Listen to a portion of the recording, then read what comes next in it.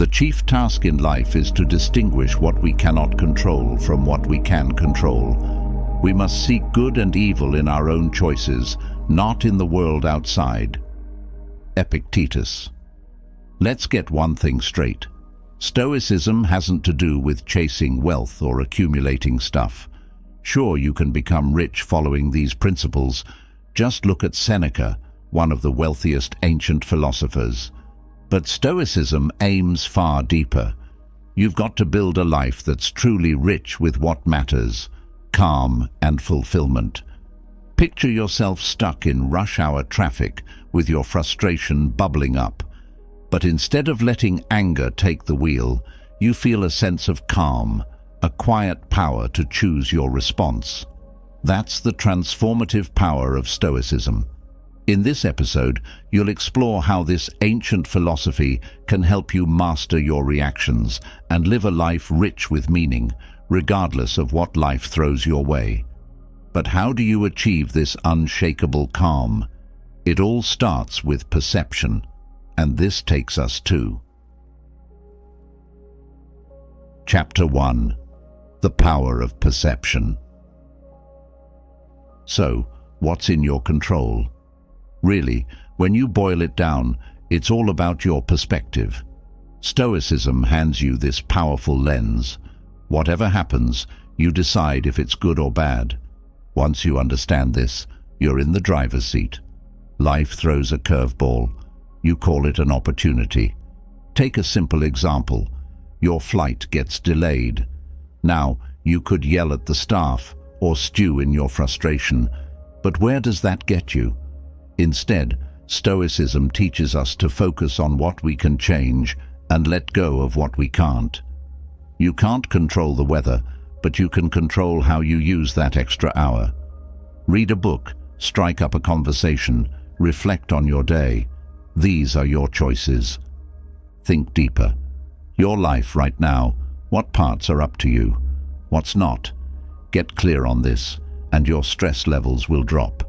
Even more, you'll also outsmart others stuck battling against the inevitable. This is a daily, practical toolkit for anyone. Whether you're dealing with workplace drama or family pressures, Stoicism teaches you to stay calm and tactical, no matter what goes on around you, chaos or not. Think about how an eagle sharpens its focus on the essentials. Similarly, you too can choose how you perceive life's twists. View them as opportunities, not setbacks. Even snakes shed their worn-out skin, ready to release old grievances and seize new possibilities with fresh energy. Or think about how lions use their courage to confront life's uncertainties head-on. But before we plunge our minds deeper into Stoicism, ask yourself, how often do you waste energy on things beyond your control? This brings us to Chapter 2. The Choice in Your Hands. Here's a reality check for you. Every single day, good or bad, you're faced with choices. But before we get into that, let's talk about your mindset. A mindset is a set of deep-seated beliefs that dictate how you interpret the world. It shapes every decision you make. So, getting to understand your mindset is important. It doesn't matter if you're behind bars or running the most successful company in the world. The playing field is leveled when it comes to your choices. Think about it. We all face life's ups and downs, thrilling highs and gut-wrenching lows. Across all these moments, you have the same powerful tool at your disposal: choice.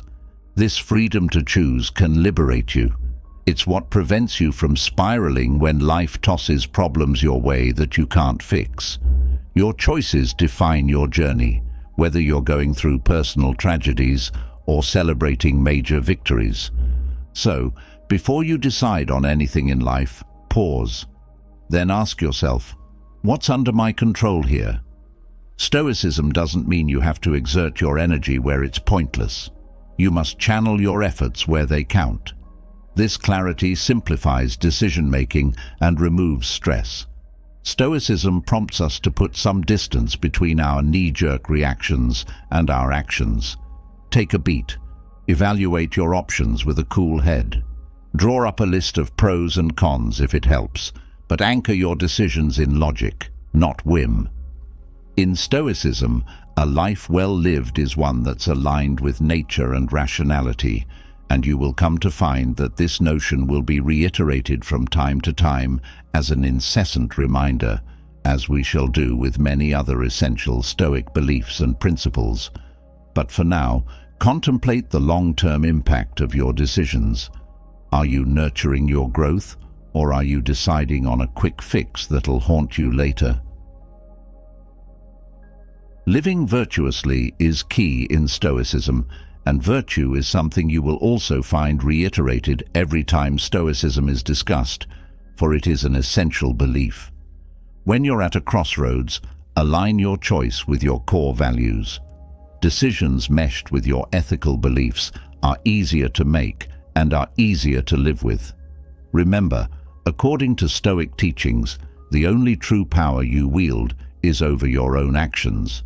You might nail the decision-making process and still face unexpected outcomes. Brace yourself for any scenario. This mindset reduces anxiety around decisions because you're prepared for any result. We'll talk more about anxiety and decision-making later, but for now, you should also know that Stoicism teaches ownership. Once you've made your choice, stand by it. If things don't pan out, don't waste time on regret. Instead, own your decision, learn from the outcome, and use that knowledge to refine future choices. This approach solves your problems for you. Furthermore, it builds character. Reflect on the story of J.K. Rowling, whose journey to becoming a best-selling author was filled with challenges. Imagine the creator of the world's most beloved book series receiving rejection after rejection from publishers. Each no could have been the end, yet it wasn't. Why? Because she chose to persevere. Each rejection was a fork in the road. She had to either give up or keep going. Rowling's firm belief in her work reaffirms a key Stoic principle. You must maintain your course in the face of setbacks. Likewise, you should stay committed to your vision. Use each rejection as a tool for learning, refining, and pushing forward. Now, this is a true lesson in ownership. So, now you must ask yourself, when faced with rejection, do you wither like a defeatist, or do you take it as a challenge to improve and prove your detractors wrong? Now, let's dive into Chapter 3. What you think, you become. You know that saying, you become what you eat? Well, philosophically speaking, you become what you think. Your mind molds and shapes itself around your thoughts. If you constantly dwell on the negative, guess what? Your world turns grey. Depending on how ill your thoughts are, your world could even turn much darker. But there's another way. Thinking positively can transform your day-to-day reality. Here's the straight talk. Your mindset determines not only how you see the world, but how you blossom and succeed in it. Think of a growth mindset as the belief that you're a work in progress. It's the idea that with effort and persistence, you can expand your intelligence and hone your skills. Nothing is set in stone.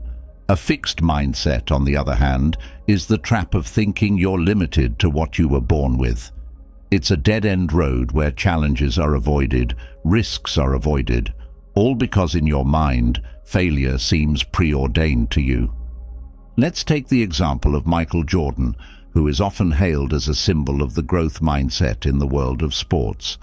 After being cut from his high school basketball team, did he call it quits?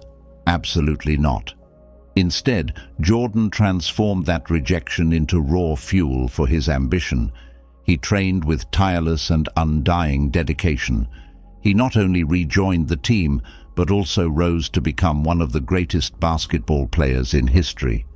His journey beautifully demonstrates the fact that all manner of skills can be developed with persistence and resilience. Now, imagine you're a software developer suddenly facing the deterring task of switching from Java to Python, a language you've never touched before. Do you panic? Nope, not you.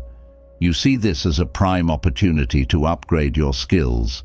You dig into online courses, join coding groups, practice daily, and within 6 months, you become proficient in Python, and you've also become the go-to expert in your company, maybe even snagging a well-deserved promotion or expanding your freelance client base. In yet another scenario, suppose you dream of opening a coffee shop in an area full with competitors. With a growth mindset, you don't see a saturated market. Instead, you spot a chance to innovate. You carefully study what existing cafes are doing right and wrong, experiment with unique coffee blends and menu items, and actively seek feedback from the local community. Your dedication to never stop improving creates a dedicated customer base, setting your cafe apart and making it a local favorite. On a personal level, let's say you're overweight, and then one day you decided to get fit after years of a sedentary lifestyle. The initial phase is tough, and you can't keep up with others at the gym. Do you give up? No. You set achievable step-by-step goals. You celebrate each small victory and adjust your fitness and diet plans based on your body's feedback. Over time, you would improve your fitness and establish a sustainable lifestyle of health and wellness. So, for now, ask yourself this: what's your regular vibe? Do you lean into challenges with a bring-it-on attitude, or do you back away, fearing failure? The more you entertain negative thoughts, the darker your view of the world becomes. But there's another fix, and it's by practicing gratitude. So, start doing that, and focus on the good in everything. After all, you were born with the potential for greatness through wisdom. No matter what life throws at you, one thing remains under your control: the quality of your character. Don't be the person who knows the cost of everything, but the value of nothing. Remember, it's not the events themselves that upset us, but how we interpret them. By shifting our perspective and shedding negative judgments, we unlock a new level of peace and resilience. Character is something we'll talk more about later, but for now, let's talk a bit about humility, for it's a tricky game. We're not talking about the kind of humility that turns into a self-deprecating show. We're after a deeper, more genuine humility. This doesn't mean you have to lower yourself. No, it means you have to recognize your true place in the universe. We are mere specks in this very universe. We are fully mortal. We are completely fallible. Accepting this kind of humility frees us rather than belittles us. Now, ask yourself, how often do I let my thoughts color my experience negatively? What would change if I focused only on what I can influence and let go of what I cannot? To dig deeper into the subject matter, think of humility this way. Every breath you take, every moment you live, is a gift. Now, you're not groveling or self-pitying. You're simply recognizing that we all come from the earth, and to it we will return. The word humility itself comes from the Latin humus, meaning soil. It's a reminder of our roots and our ultimate return to the earth. You might be still wondering, why bother with humility? Well, remembering our mortality helps us live more fully. It's a wake-up call, not a reason to despair. Just as an olive falls from the tree at peak ripeness, grateful to the tree and earth that raised it, we too should aim to live fully and then depart gracefully, thankful for the life we've been given. And from this humility blooms gratitude, the realization of life as an unearned blessing. Simple, right? Just count your blessings. But here's the catch. It's tough. Our daily struggles, the constant bad news, and our own tangled thoughts often cloud our view. Yet, Finding moments of clarity to appreciate what we have is very important. Nonetheless, it's a most powerful remedy against cynicism, anger, and the small annoyances that chip away at our happiness. Gratitude also restrains that nagging desire to always want more, guiding us back to what truly matters. It reconnects us with a sense of wonder about our world and our place in it. This isn't just a nice idea, it's a core Stoic practice. From Seneca to Marcus Aurelius, Stoics have preached gratitude as the foundation of all virtues. Take a moment now and think, what are you thankful for? Not just the big things, but also the small joys and the quiet moments of peace.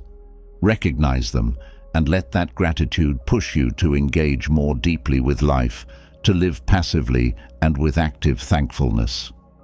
So, think about how you can start seeing your life through this lens, starting from today, and then ask yourself, what changes would arise if and when you do?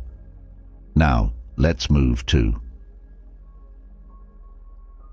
Chapter 4.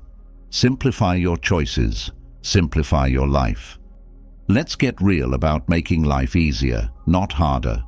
Stoicism tells us a vital secret. Life is full of shortcuts if you know where to look. Happiness, freedom, respect, and even a sense of wealth.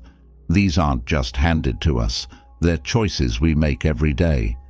You might think, how can I choose to be happy or feel respected? Here's the thing we should remember once more. Stoicism teaches that we're in charge of how we respond to life's events. Sometimes, fate throws us curves, setting a path we often can't change. The Stoics believed in fate as an unchangeable course, things that are just meant to be, no matter what we do. But here's the thing, they also believed in providence, a guiding force ensuring everything has a reason, fitting into a bigger plan. Think about it like this. Everything is part of a grand design, a greater plan. Yet, even in this predetermined game, we've got moves to make. Stoicism dictates that we shouldn't feel trapped by fate. We ought to be handling it with style. Our free will might play within set boundaries, but we still call the shots within those lines. That's where the Stoic magic happens. We make choices that align with wisdom, courage, justice, and temperance, the big four virtues that define a life well lived. Simplicity can be achieved by following these four essential virtues.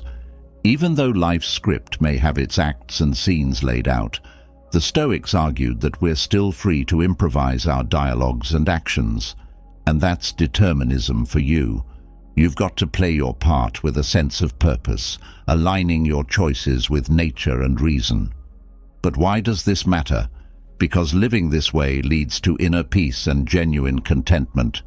When you align with these Stoic principles, no setback can truly unsettle you. You understand the play, you know your role, and you act with full confidence. In life, whether you lean more toward the freedom-loving libertarian view or find comfort in the balanced compatibilist stance, remember this. The essence of free will in Stoicism is about choosing wisely within the boundaries life sets. This doesn't limit you, it liberates you. So, ask yourself, what choices can you make today that align with the virtues of Stoicism? And how can you turn the inevitable into your advantage? Now, when you hear about hard determinism, it might feel like a trap. This belief says that everything about you, how you act, what you think, is pre-programmed by your genetics and your environment. According to this view, the idea that you're choosing your path is just an illusion. But Stoicism throws a wrench into this deterministic machine through our acknowledgement of free will. Think about it. Life throws countless challenges at you. Stoicism teaches you to distinguish between what you can control and what you can't. You are not resigning yourself to fate. You are focusing your energy on what truly matters, your actions and your attitudes. Yes, Stoics accept determinism to an extent. They see it as a tool, not a cage. It's a way to recognize what's out of your hands, and more importantly, to utilize the power of what's in your hands. Now, let's get into the practical side of Stoicism and simplicity. Seneca once said, "Even things you get for free have a cost." But what is that cost, you might ask? It could be disorder in your home or disorder in your mind. Learning to live with less doesn't mean you have to deprive yourself. You have to make room for what truly enriches your life. Take a moment to look around you. That item gathering dust in the corner of your room, do you really need it? By choosing to let go of what you don't need, you free up physical and mental space for the things that matter most. Always remember that in Stoicism, you're learning how to live a streamlined life, focused on virtue and meaning. So, ask yourself, what complexities are you holding on to that you could let go of today? And why did I choose to let go of most of my possessions? You know, in a world crammed with endless distractions and choices that just keep coming, there's something strongly peaceful about simplicity. Think about it again. Every extra possession, every unneeded desire, every pointless worry, they all pile up, weighing you down. When you start stripping these away, what are you left with? Space. Space for joy, for peace, for real connections. Living simply lets you zero in on the essentials. It sharpens your focus on virtues like wisdom, courage, and self-control. By lowering the volume on life's background noise, you connect more deeply with yourself and those around you. This builds stronger, more meaningful relationships, and it creates a true sense of belonging. Choosing simplicity is bold. It goes against the norm. In a society that often equates more with better, it takes guts to say, enough. It's a disciplined choice to value your own well-being over the momentary approval of others. But this choice, it unlocks a richer, more content life. By simplifying, you shield yourself from the world's chaos. You build a fortress of stability and security. You come to realize that your worth isn't tied to your stuff or your status. Simplicity becomes your sanctuary, your mini paradise, a place of calm in the storm of life, offering you strength and solace when times get tough. And here's where minimalism ties ever deeper into Stoicism. By decluttering your space, you bring order and clarity to your environment, mirroring the Stoic quest for inner calm. Choosing with intention is what minimalism is all about. You're choosing quality over quantity. Every item you keep has a purpose, and everything else, let it go. This careful curation of your life forces you to be mindful about what you consume and why. As you strip away the excess, what appears is a life of tranquility and purpose. You stop chasing after material wealth and start appreciating the richness of experiences and personal growth. This shift away from materialism toward a focus on the real, genuine rewards of life is what will bring you a strong sense of fulfillment and self-awareness. So ask yourself, what excess can you cut out? How might simplifying your life give you back control and lead you to true contentment? Is your mind ready to dig deeper? Let's explore. Chapter 5. The Art of Inner Reflection. Aside from being a philosophy, Stoicism is also a call to action. It dares you to turn your scrutiny inward, challenging you to question what you do and why you do it. Every morning, as the sun rises, ask yourself, what's really important in my life? You already hold the answers to the biggest questions of life. You might think these truths are hidden in books or whispered by gurus, but they're within you. Honesty is your only requirement here. Don't be too harsh on yourself. Remember, everyone starts somewhere, and the potential to grow is the true gift. Contemplate on how your self-concept shapes everything. It influences how you feel, how you judge, and how you act. By knowing who you are and who you are becoming, you can strengthen this self-concept. Change is constant, and understanding your evolving self is crucial. Take a practical scenario. Perhaps a presentation at work didn't go as planned. Rather than just feeling frustrated, take a moment, reflect. Recognize that maybe, just maybe, you didn't practice enough. And no, this isn't failure, it's a lesson. Next time, you'll be ready to rehearse with a colleague or a friend before the real deal. Or maybe you've just ended a relationship. It's easy to point fingers, but what about your role in it all? Reflecting on your actions can provide insights that prevent future mistakes in romance and in all relationships. So, how do you begin this journey of inner reflection? It's simple.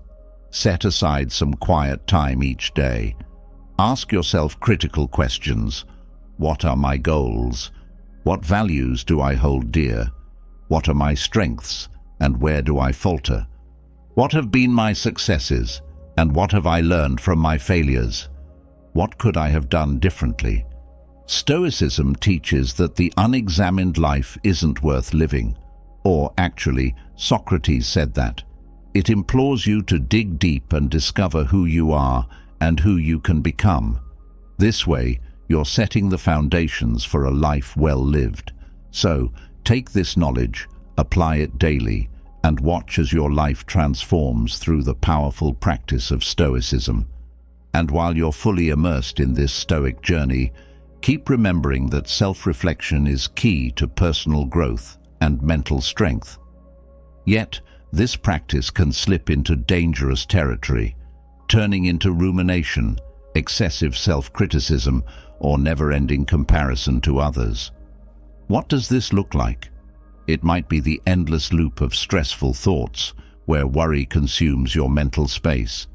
It could be the harsh inner critic that constantly sees you as inadequate, or the negative whispers in your mind that hold you back from pursuing what you truly desire.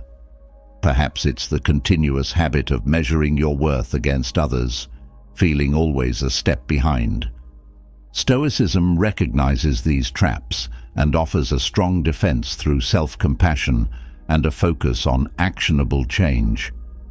Think about how you'd treat a friend in need, offering reassurance, focusing on their strengths, and encouraging practical steps forward. This is the compassion you must afford yourself. When self-reflection stirs anxiety, change your thoughts. Instead of wallowing in what's wrong, identify what you can change and make plans to act. For instance, if a work presentation didn't turn out well, don't spiral into worry. Approach it as a learning opportunity. What can be improved? Maybe it's your preparation or your delivery. Set a plan, practice more, seek feedback. There's no other way. Be honest but gentle with yourself during these reflective moments. Avoid self-blame. Record your failures and set a roadmap for personal excellence. For example, if you discover a gap in your skills, outline steps to enhance your knowledge or seek opportunities for practice. If negative thought patterns come up, consciously work to replace them with positive affirmations and constructive actions. If you think you can do this, then you know you can. It's all in your mind. Beyond what the mind thinks, it's up to your actions to fulfill it. Again, remember that Stoicism teaches you that wisdom lies in controlling what we can and letting go of what we cannot. Always keep in mind that you've got the power within you. It's all in your mind, and your actions bring it to life. Now, let's examine deeper into what really defines us in Chapter 6. Rethinking Value, Character over Labels. In Stoicism, your character isn't just a part of you, it is you. Forget about superficial labels, your skin color, your clothes. These are irrelevant. What truly matters, what truly defines you, is your character. This is the essence that you produce daily through your actions and decisions. It's what makes you memorable, what creates your legacy, and what you'll be remembered for. Think about this. When buying a horse, would you obsess over the saddle and not the strength and spirit of the horse itself? Seneca pointed out the folly in such behavior. Likewise, focusing on the circumstances of your birth, essentially your saddle and riding gear, is insignificant compared to the nobility of your character, which is the horse in this analogy. Now, consider our modern predicament. We inherit this remarkable tool, our intellect, and yet, how do we use it? We squander it on trivial pursuits. One more TV episode, another game watched from the couch. Acquiring necessities isn't inherently difficult. Our intelligence could make it simple. However, we've complicated it with a never-ending pursuit of excess, a never-ending cycle of consumption and busyness. This is normal, but only in the sense that it's common. Yet, there are those who choose a different path. They are the ones so absorbed by the potential of their minds and the appeal of wisdom that they strive for a higher existence. These individuals aim to rise above the ordinary. They endeavor to live almost divinely, exceeding the baseness of sheer accumulation. These are the true philosophers, the genuine lovers of wisdom. Let's get into a bit of history. After successfully leading Rome through a crisis, Lucius Quinctius Cincinnatus didn't grasp power, but instead returned to his humble farming life. This action sharply contrasts with today's obsession with status and accumulation, teaching us that true value lies not in holding on to power, but in the ability to let it go. What we can learn here is that real satisfaction comes from serving others, and then retreating to simplicity, focusing on the core of who we are rather than the glamour of authority. Furthermore, during the devastating Antonine Plague, Emperor Marcus Aurelius became a model of Stoic endurance, steering an empire through disaster with a steady hand.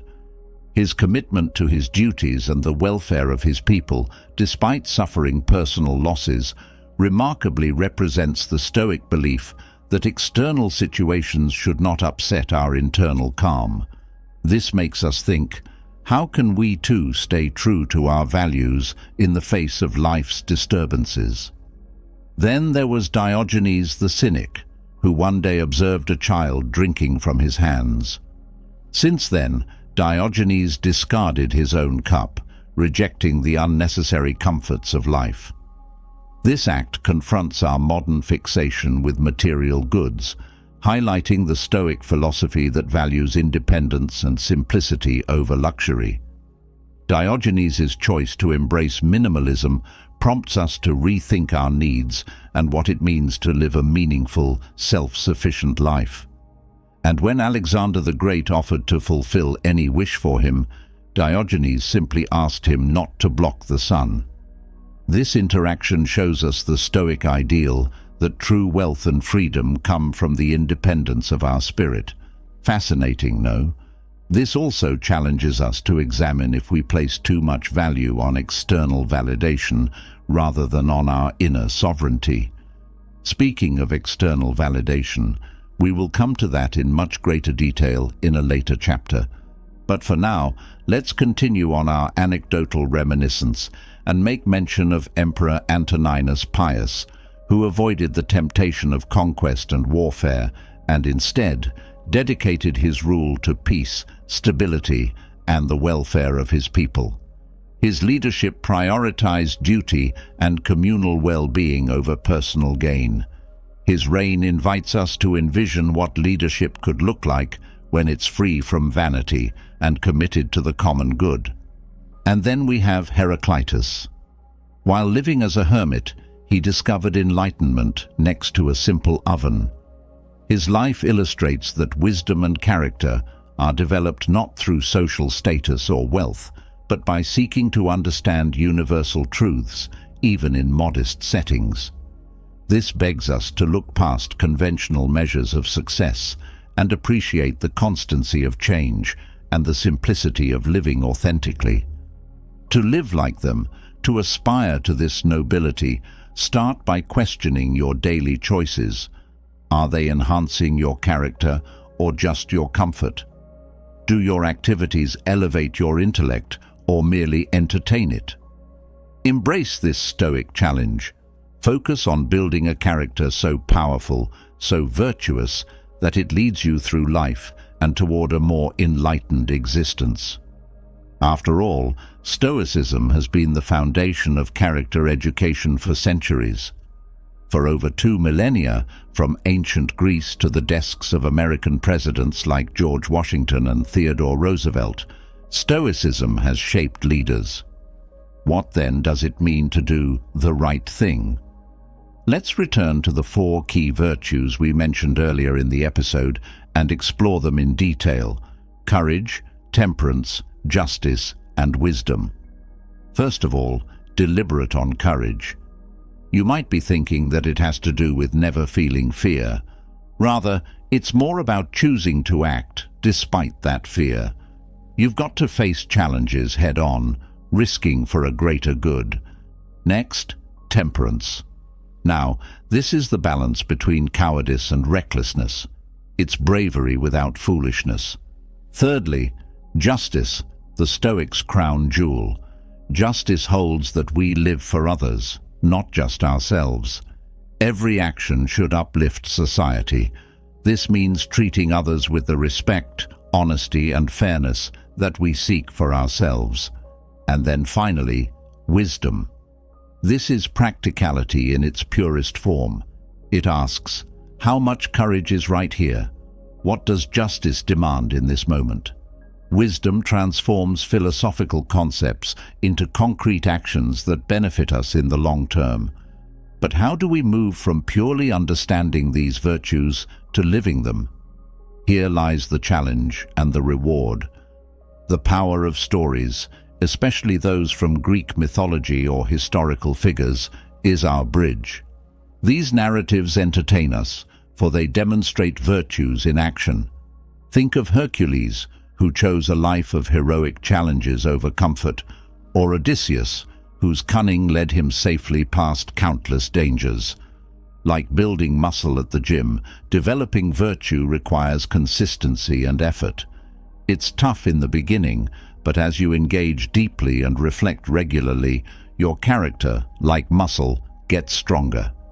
This, dear ladies and gentlemen, is the essence of Stoicism: persistent practice in pursuit of moral excellence. So, let these stories inspire you, and let your daily actions reflect these timeless virtues. Your path to a noble, fulfilling life is paved with the very principles you learn and live by each day. Now, if you've been flexing those moral muscles, it's time to shake things up. Let's dive into Chapter 7, The Power of Self-Disruption. You're stuck in your ways. The routine feels safe, doesn't it? But let me tell you, sticking to the same old is a direct path to being overtaken by those who dare to adapt. Think about it. You're not truly in control if you're just drifting along, letting habits dictate your life. You must ask yourself, does this way of living truly satisfy you? Or do you sense deep down that there's more out there, waiting for you to seize it? Here's the cold, hard truth. If you want to prosper, not just survive, you need to disrupt yourself. Consider how Silicon Valley startups skyrocket to success. They don't get there by playing it safe. They break the mold, go beyond everyone's expectations, constantly innovating and moving forward. Why shouldn't you do the same with your life? Now, you might wonder, what's the secret of those who make it big? Here's the key. They recognize patterns and break them before they become traps. They have the foresight to act boldly and promptly, often making moves before it's obviously necessary. Look, most people don't hunt for new opportunities because they fear risking what they've already built. But remember, stagnation is a slow killer. Success doesn't crumble from swift action, it declines from hesitation and delay. Let's break this down simply. Think about climbing a mountain.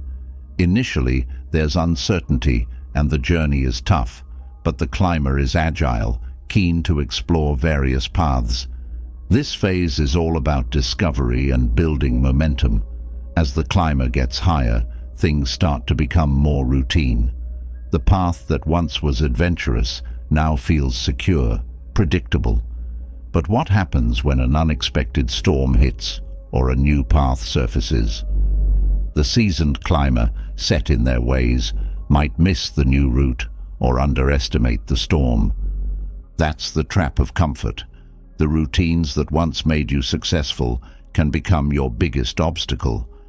The real challenge is recognizing when it's time to shift gears, to accept the storm or the new path, even if it's deterring. Initially, these new challenges don't seem threatening, and they're easy to dismiss. But as they grow, their impact becomes undeniable. Ultimately, adapting to these changes propels you to a new level of success. So, how do you apply this to your life in a Stoic way? Start by examining your daily routines critically. Which habits serve you and which hold you back? Be proactive. Make small changes that challenge your comfort zone. Don't just think differently, act differently. Each step outside your comfort zone is a step toward a more adaptable you. Back in the day, Bob Iger made a radical decision that might have seemed counterintuitive at the time. He chose to pull Disney's content from Netflix, forfeiting $150–200 million in the process. Most would hesitate, right? Yet, Iger's choice represents a fundamental Stoic principle. Act according to what your future self will thank you for, not just what feels comfortable today. To Bob, he only thought about shaping Disney's long-term destiny. Now, think about this bold strategy.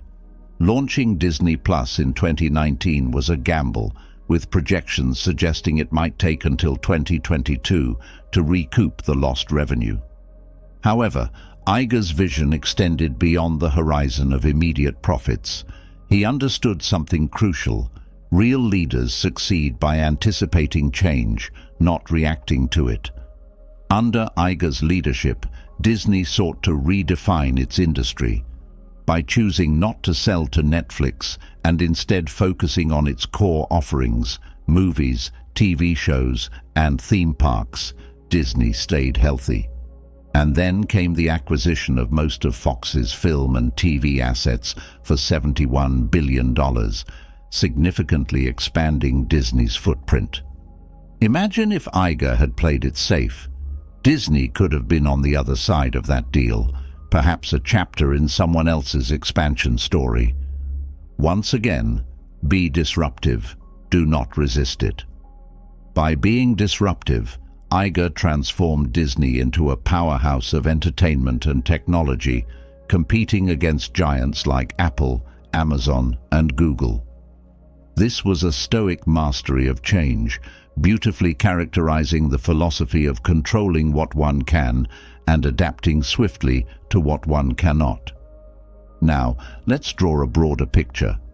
The business landscape is rapidly evolving due to digital technology, globalization, and shifts in health and environmental policies. Look at enterprises like Google, Uber, and Airbnb.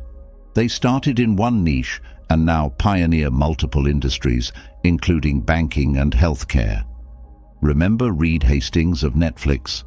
His decision in July 2011 to raise DVD rental prices and push for online streaming met initial resistance, yet it positioned Netflix to lead in the new era of technology.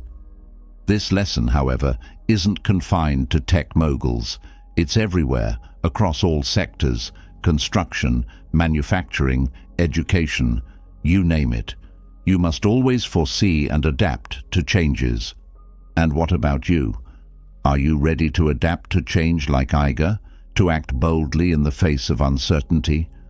Stoicism teaches us that disruption is an opportunity and not an obstacle. Or perhaps the better question isn't whether you can afford to disrupt your life. The real question is, can you afford not to?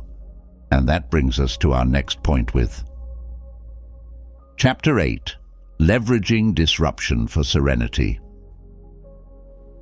You see, you can't dodge life's disruptions. Seeking tranquility won't require you to shield yourself from the noise or the chaos. Instead, you must know how to respond to them. There are better places to look for inner peace other than in brief moments of silence. You're better off finding inner peace through understanding and balancing life's highs and lows. This is your true path to serenity. Consider Marcus Aurelius, an emblem of Stoicism. Picture him, a Roman emperor, not meditating in the comfort of a palace, but reflecting on his thoughts in a battlefield tent. His ability to find clarity while managing an empire and handling war is more than inspiring. It's a direct lesson for us. In today's uncompromising digital age, where our battles often involve mental struggles or endless screen time, his example is incredibly significant. If Marcus could find tranquility during literal and figurative storms, why can't we find our own peace during lesser chaos? Stoics like Seneca emphasized the folly of suffering over imagined troubles. Our mind can indeed be our worst enemy, creating fears and anxieties from mere shadows of reality.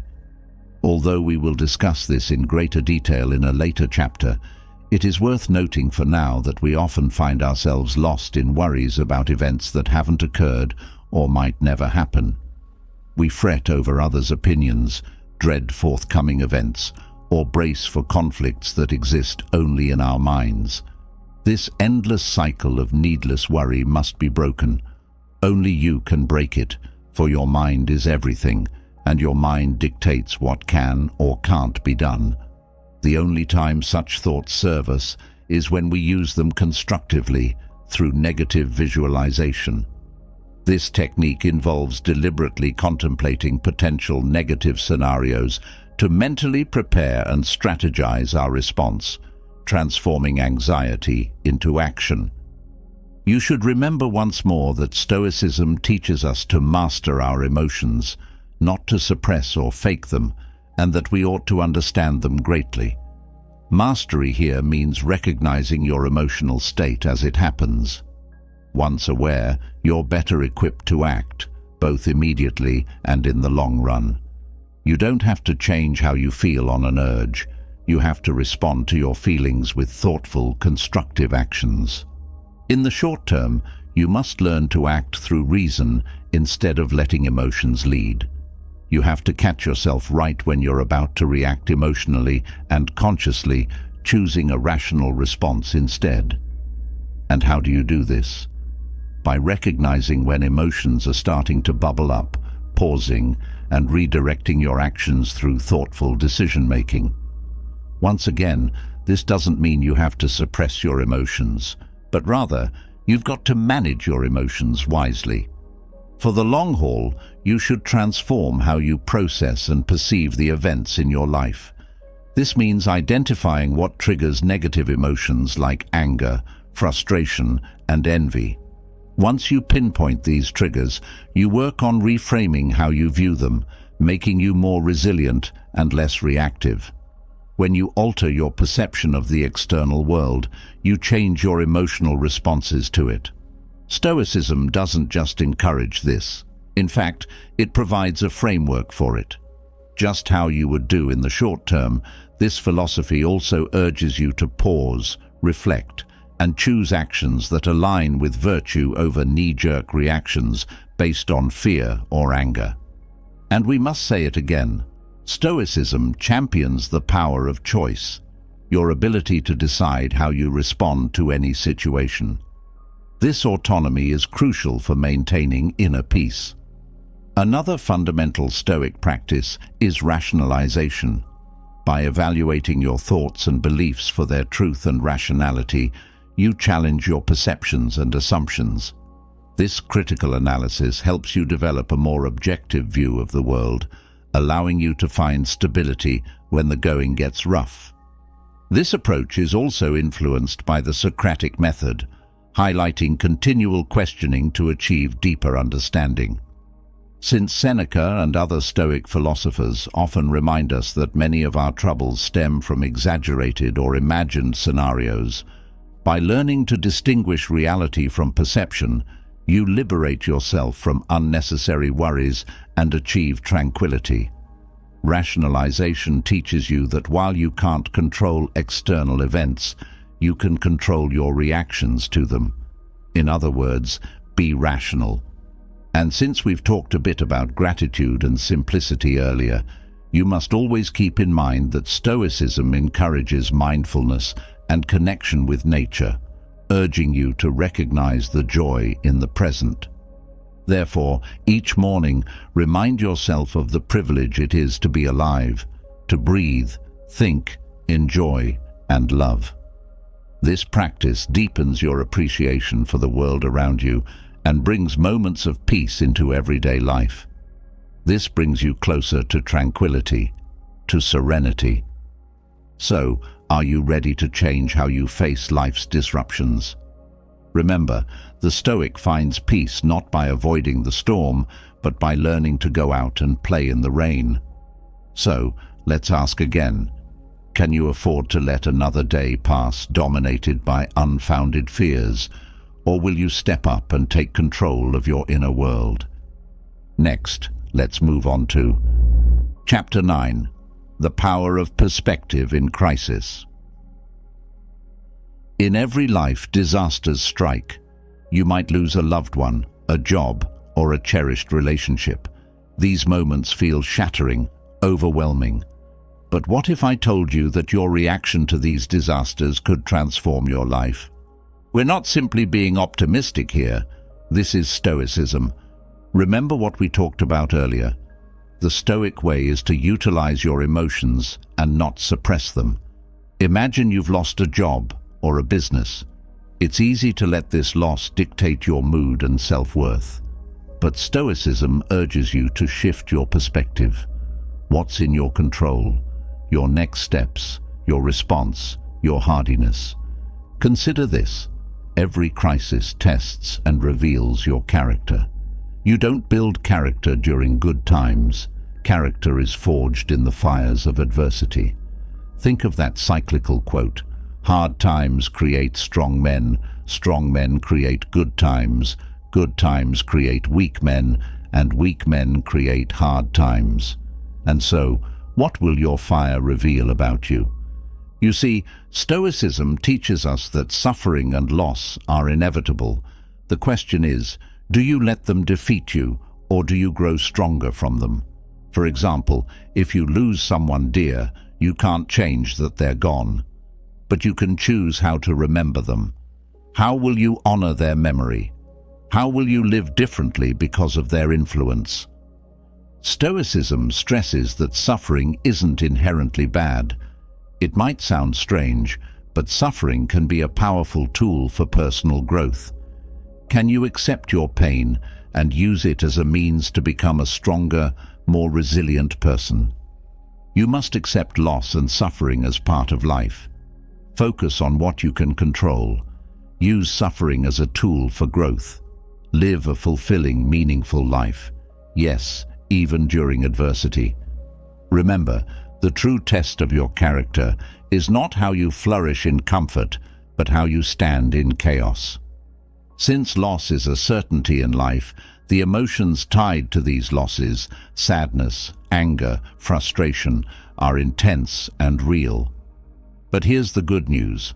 Stoicism provides a powerful blueprint for enduring these losses and growing from them, and that's precisely what we will get into now.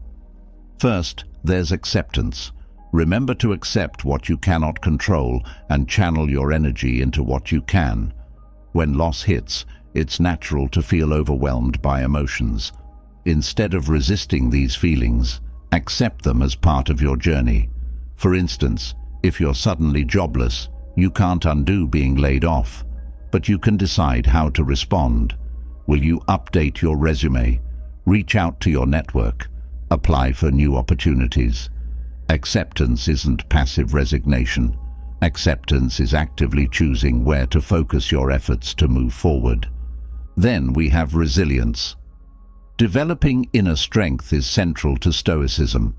You must develop virtues like courage, wisdom, and self-control. These are your practical Stoic tools. Say you've lost someone dear. Building resilience might mean leaning on friends, engaging in physical activity, or seeking professional guidance. These actions fortify you, helping you go through grief toward recovery. Thirdly, focus on personal growth and virtue. Since the Stoic goal is focused on having a virtuous life, continually striving for personal improvement is the way to go. This mindset transforms loss into a pathway for personal evolution, for it provides a positive type of distraction to help you overcome the loss or suffering.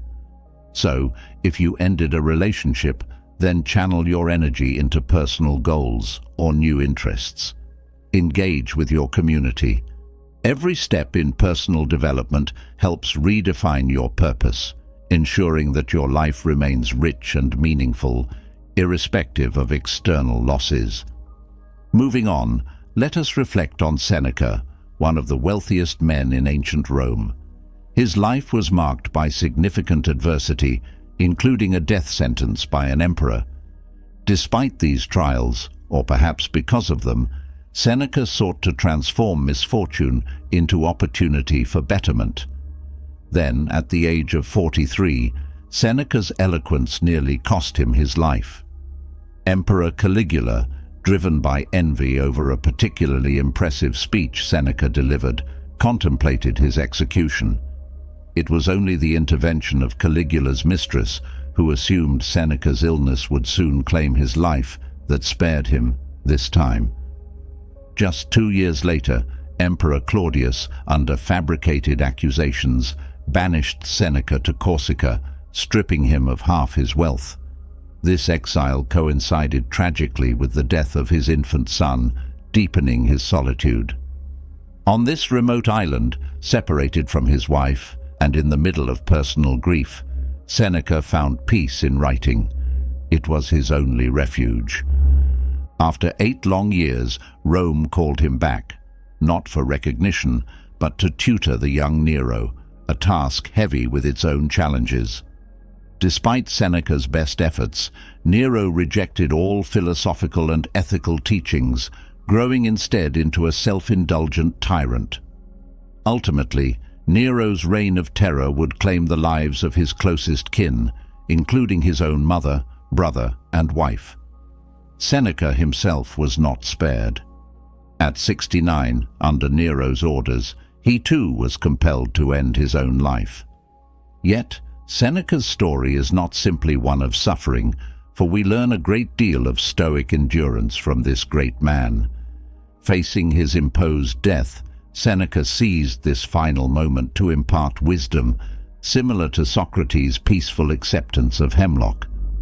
Prepared for death through years of philosophical discipline, Seneca faced his end without fear, reportedly stating, "Given that Nero killed his own family, it's unsurprising he would kill his tutor as well."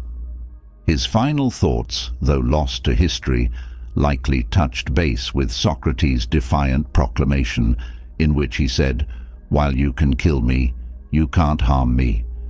This shows us the Stoic belief that, while you may destroy the physical body, the inner spirit, the true self, remains invincible. Seneca's life teaches us the very same powerful lesson that we're talking about here. True resilience lies in transforming adversity and not in avoiding it. Each trial, each betrayal, and even death itself can be a source of strength. How then will you face your trials? Will you let them define you, or will you redefine them through the lens of Stoic wisdom? And as you face your own challenges, consider the Stoic principles that we've been talking about. Can you accept the unchangeable? How will you build your resilience? And what steps will you take today toward personal growth? Remember our earlier lessons. It's not the events in your life that define you, but how you respond to them. And now that you've understood that you ought to accept what life throws at you with a solid stance, You may wonder how such a principle might really help when fear starts nibbling at your peace of mind. Hang tight, because we're tackling just that in Chapter 10. Conquering Fear with Stoic Self-Control. Paranoia and fear can cripple you. When fear takes over, it clouds your vision and blinds your reality. This is where Stoicism steps in, offering self-control as your shield against the anarchy of fear. Think about it. Fear often leads to irrational thoughts. If you fear that others are out to sabotage your success and you don't manage these thoughts, you'll start seeing enemies everywhere. Fear acts like a magnet. What you fear, you attract. In essence, fear can become a self-fulfilling prophecy. And according to Stoicism, happiness comes from aligning our personal nature with the universal nature. So, how do we prevent the painful split between our individual nature and the universal one? And how do we ensure our fears do not derail us from our true path? By understanding and practicing Stoic self-control, we align ourselves with the flow of nature and find peace, even if things around us are a total mess. But do you sometimes feel like you're drowning in negative emotions? Anxiety, anger, fear, and envy can pull you under, impacting everything from family life to your effectiveness as a leader. Many say, hope is not a strategy, critiquing passive expectations of a better future. Yet, hope and fear are two sides of the same coin. They both involve projecting our thoughts onto future events we cannot control. The Stoic wisdom from Hecate of Rhodes, retold by Seneca, tells us, "When we cease to hope, we will cease to fear." The lesson here is powerful. Avoid getting entangled in future worries which only birth anxiety. Instead, attach yourself in the present, where you can truly make a difference. Now, let's tackle anger, a major focus for the Stoics. Athenodorus Canaanites advised Emperor Augustus with a simple but powerful strategy. "Whenever you feel yourself getting angry, Caesar," he said, "don't say or do anything until you've recited the 24 letters of the alphabet to yourself." Now, why do you think he advised such a thing to the emperor?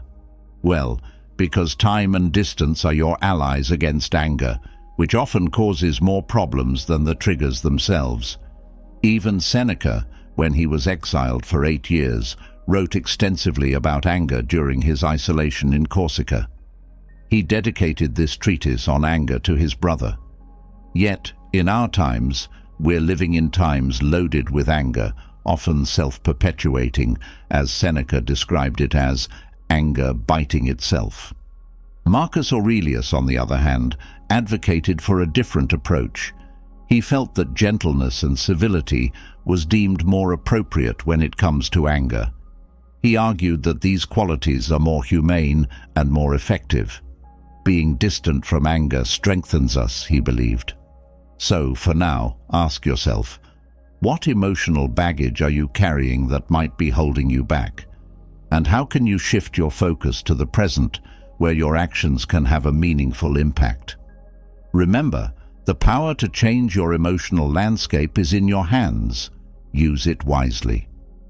Going back to our discussion, think of yourself as an archer living in the Middle Ages, or even in ancient times. You aim and shoot with precision, but once the arrow flies, it's subject to the wind's impulses. Success doesn't necessarily have to do with you hitting the target. The real deal is in taking the shot with skill and focus. This is true for everything in life. Therefore, you must strive to be competent and lovable, but detach from the need to be recognized or loved, because that's what breeds and grooms the ego. That part isn't up to you. You can even consider life as a game. If you obsess over winning rather than playing, the game turns into a stressful battle. Instead, play with dedication and joy. That's a true victory, likely leading to winning in the traditional sense too. But one might still wonder, Why do we suffer anxiety and fear? Well, it comes from a desire to control the uncontrollable. If we let go of this desire, understanding that outcomes will unfold as they will, we free ourselves from these burdens. Epictetus pointedly asks, "When I see a man anxious, I say, what does this man want? If he did not want something which is not in his power, how could he be anxious?" Facing a future that's not ours to give, hope and fear are not just unnecessary, they're obstructive. It's like you're preparing for a speech. The energy you spend worrying about audience reception could instead refine your presentation. This point takes us to the fundamental Stoic principle. By focusing on what you control, you perform better and are more likely to achieve a positive outcome. And with that being said, keep Seneca's quote in mind, the one where he stated that more things frighten us than really affect us, and we are more often afflicted in thought than in fact. Remember this as you go through life. Now, hold on to that thought as we get into Chapter 11, Mastering Non-Reactivity. Let's talk more about anger, for anger is a drain, a wasteful emotion that saps your energy and gains you nothing. Stoics argue that getting angry is pointless because it achieves no good results. It's much more effective to practice non-reactivity, particularly when faced with things beyond your control. Think of anger as a virus. If you let it loose, it will spread. If you project anger onto others, it inevitably bounces back onto you. It's a true self-defeating cycle. Then think of your daily life. Your phone constantly alerts you, your email inbox never empties, and demands on your time seem endless. Reacting to every stressor, from news headlines to traffic jams, can leave you feeling constantly on edge. The solution? Be non-reactive. This skill is necessary for you to maintain peace and happiness in your hectic life. And here's a practical tip for you. When you start feeling tense, pause and breathe deeply. This simple act can relax your body and clear your mind, helping you see the situation more objectively. With practice, responding calmly will become automatic, enhancing your ability to handle stressful encounters, especially with difficult individuals. So, the next time you're cut off in traffic, instead of reacting with honks and insults, breathe deeply and relax your response. You see, arguments can escalate quickly, leading us to say things we regret. That is why, before you react, you must pause to think. This brief moment of respite is what separates the rational from the irrational. It is in this brief moment that you ought to step back and gather all the necessary information. If something is unclear, ask for clarification. This approach prevents misunderstandings and guarantees you respond in a non-threatening, non-defensive manner. It's better to seek understanding than to jump to conclusions, and always consider that you might be wrong. Take Seneca, for instance. It was in public baths, where the noise was enough to drive anyone to distraction, that he found his sanctuary. Despite the commotion that would unsettle most, he wrote his essays, his focus unshaken. This was indeed a challenge he took upon himself, turning disturbance into opportunity. From this, we learn that turmoil doesn't exist in the noise outside, but in our reactions to it. Take a look at Seneca's daily writings, for they were proof that peace is made, not found. Then think about Socrates, who, whenever he strolled through the markets of Athens, observed the multitude of goods on display. As he walked, he made a simple yet forceful declaration unto himself, "What a lot of things I don't need." This statement, straightforward yet revolutionary, overcame the disease of consumerism. Socrates demonstrated Stoic wisdom beautifully. Freedom isn't about gathering more, but desiring less. In a society that equated wealth with worth, he adopted simplicity, showing that true richness lies in non-reactivity. Then there's Epictetus, born a slave, who one day found his lamp stolen. Instead of anger, he saw a lesson in detachment, saying, "It is only natural for a thief to take," almost amused that nothing else was taken. He understood that anger was pointless, and that what he truly owned, his reasoned choice and inner peace, were untouchable. Funny enough, Epictetus also remarked that he was surprised the thief had also not taken the wick. Moving on, it's also worth mentioning Cato the Younger, who crossed the harsh deserts of North Africa with his soldiers. His leadership was super stoic. Facing grueling conditions and potential despair, he maintained a demeanor as steady as the desert itself. His example taught his men that even in extreme adversity, one's mind could remain a fortress of serenity. Now, this here is nothing short of bravery against all odds, is it not? And in a more modern context, think of Abraham Lincoln during the American Civil War. Faced with immense frustrations, Lincoln wrote his so-named hot letters, capturing his heated initial reactions. Yet, he never sent them. They were set aside until his anger subsided. This practice was his method of applying Stoic discipline, allowing reflection to temper reaction, transforming impulsive emotion into calculated action. Similarly, Thomas Jefferson's advice beautifully showcases Stoic restraint when he stated, "When angry, count to 10 before you speak. If very angry, count to 100. Quite inspiring indeed. At the end of the day, we all have triggers, specific things that spark a negative reaction in us, like feeling disrespected, belittled, threatened, or ignored. Recognizing these triggers is the first step to managing them. Once you identify what sets you off, you can learn to handle these situations non-reactively. For instance, if disrespect triggers you, practice calming yourself and seeking clarity in those moments. If you get agitated when someone doesn't respond to your message, then accept the fact that this person may not respond long before you send that message. Just send it and forget it ever happened.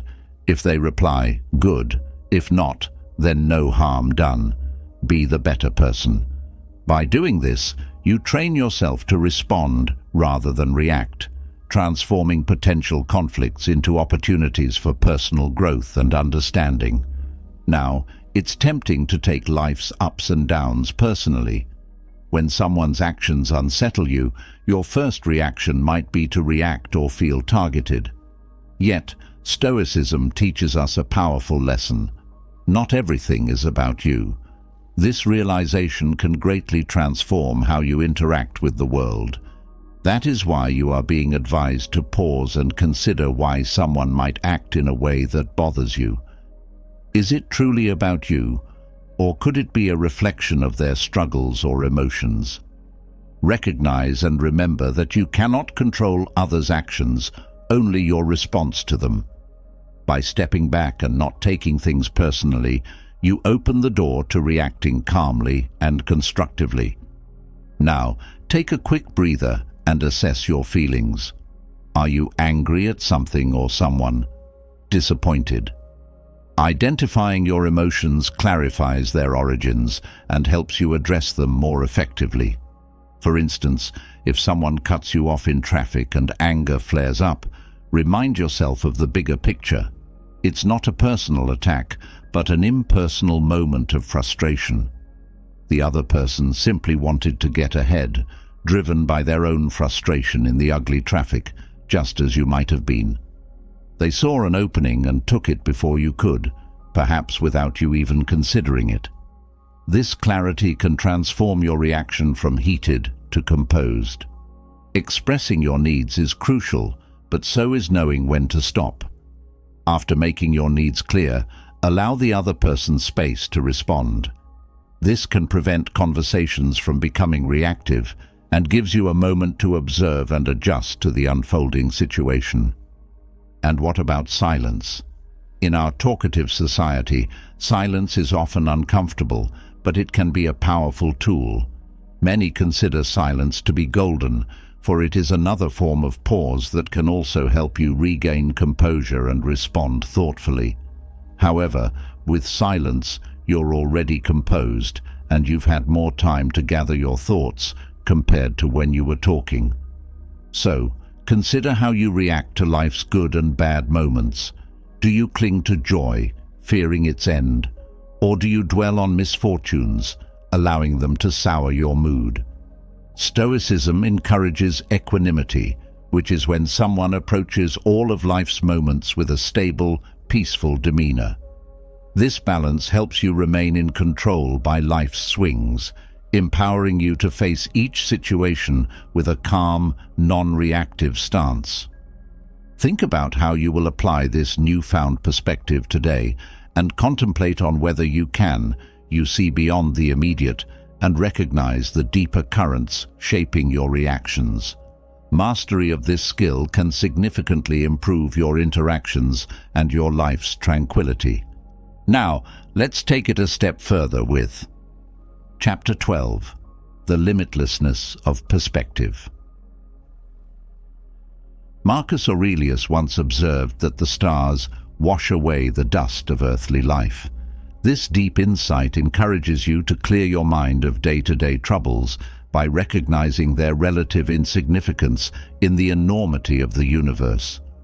When you compare your problems to the endless spread of the universe, they shrink to almost nothing. Don't let yourself be fooled into thinking they are more than they are. Sometimes, just look up at the stars and remember that it's a privilege just to experience the wonders of Earth. The Stoics, along with the Platonists and Epicureans, practiced a powerful technique, zooming out to gain perspective. And since Marcus Aurelius often reminded himself to look up and contemplate the night sky, he called it a form of astrotherapy, where one views the stars as if he was orbiting among them and contemplating the eternal movements of the elements. Such visions, he said, purge away the dust of our earthbound life. This approach is essentially a method of cognitive distancing. Instead of exaggerating your problems, making mountains out of molehills, you minimize them, turning each mountain back into a molehill. This perspective isn't unique to Stoicism. Think about Cicero's dream of Scipio, where Scipio Africanus experiences a vision of ascending from the battlefield to space, each step freeing him from earthly concerns. Marcus Aurelius also used his contemplation of the universe to develop an ecocentric view, seeing his life as just one part of a greater whole. He believed in a universe guided by divine providence, or the Logos, suggesting that everything that happens is part of a grander plan. If you recall, this is something we briefly mentioned much earlier in the episode. So, the next time you find yourself overwhelmed, take a moment to look at the stars. Think about the massive universe. Let this perspective be your guide, and ask yourself, in the grand scheme of things, how significant are my troubles?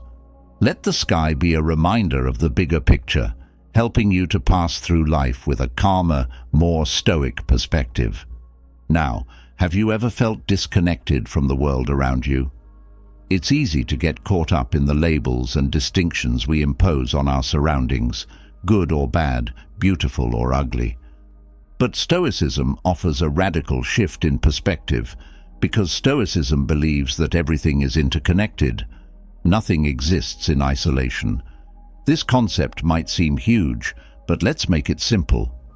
Imagine you're looking at a map. You see continents like Asia and Europe, just small parts of a larger whole. Marcus Aurelius often reflected on this. He thought of every sea as just a drop of water and every mountain as a plain speck of dirt.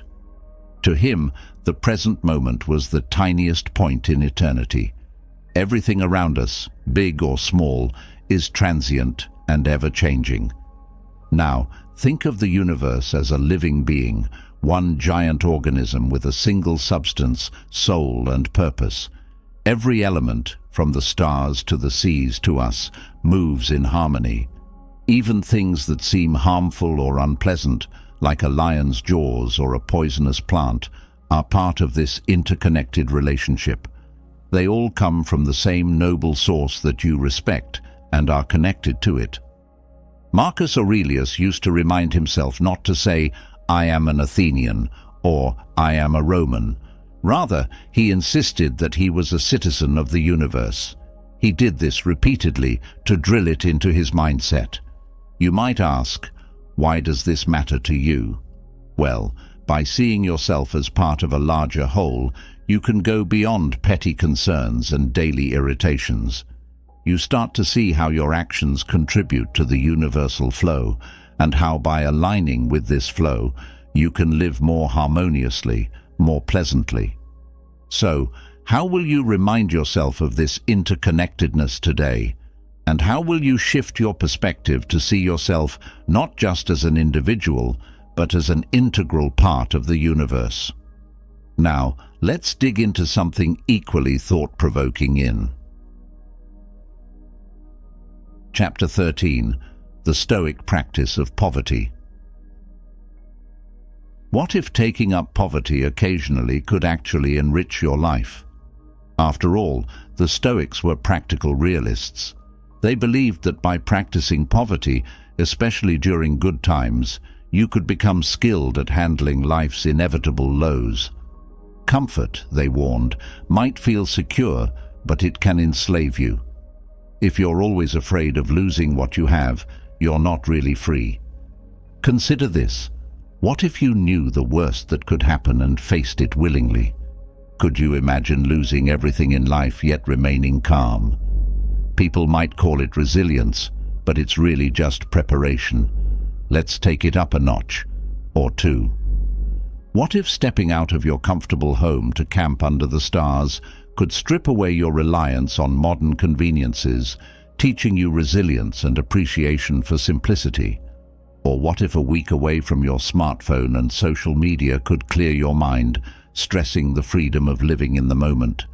Or perhaps, what if adopting a minimalist lifestyle, purging your home of unneeded items like we talked about before, could uncover a deeper sense of satisfaction than purchasing ever could? Poverty has different meanings, and there are many ways you can practice it beyond the methods we just mentioned. To give you more ideas, what if periodic fasting reset your physical health and helped you reinforce your willpower and gratitude for every meal?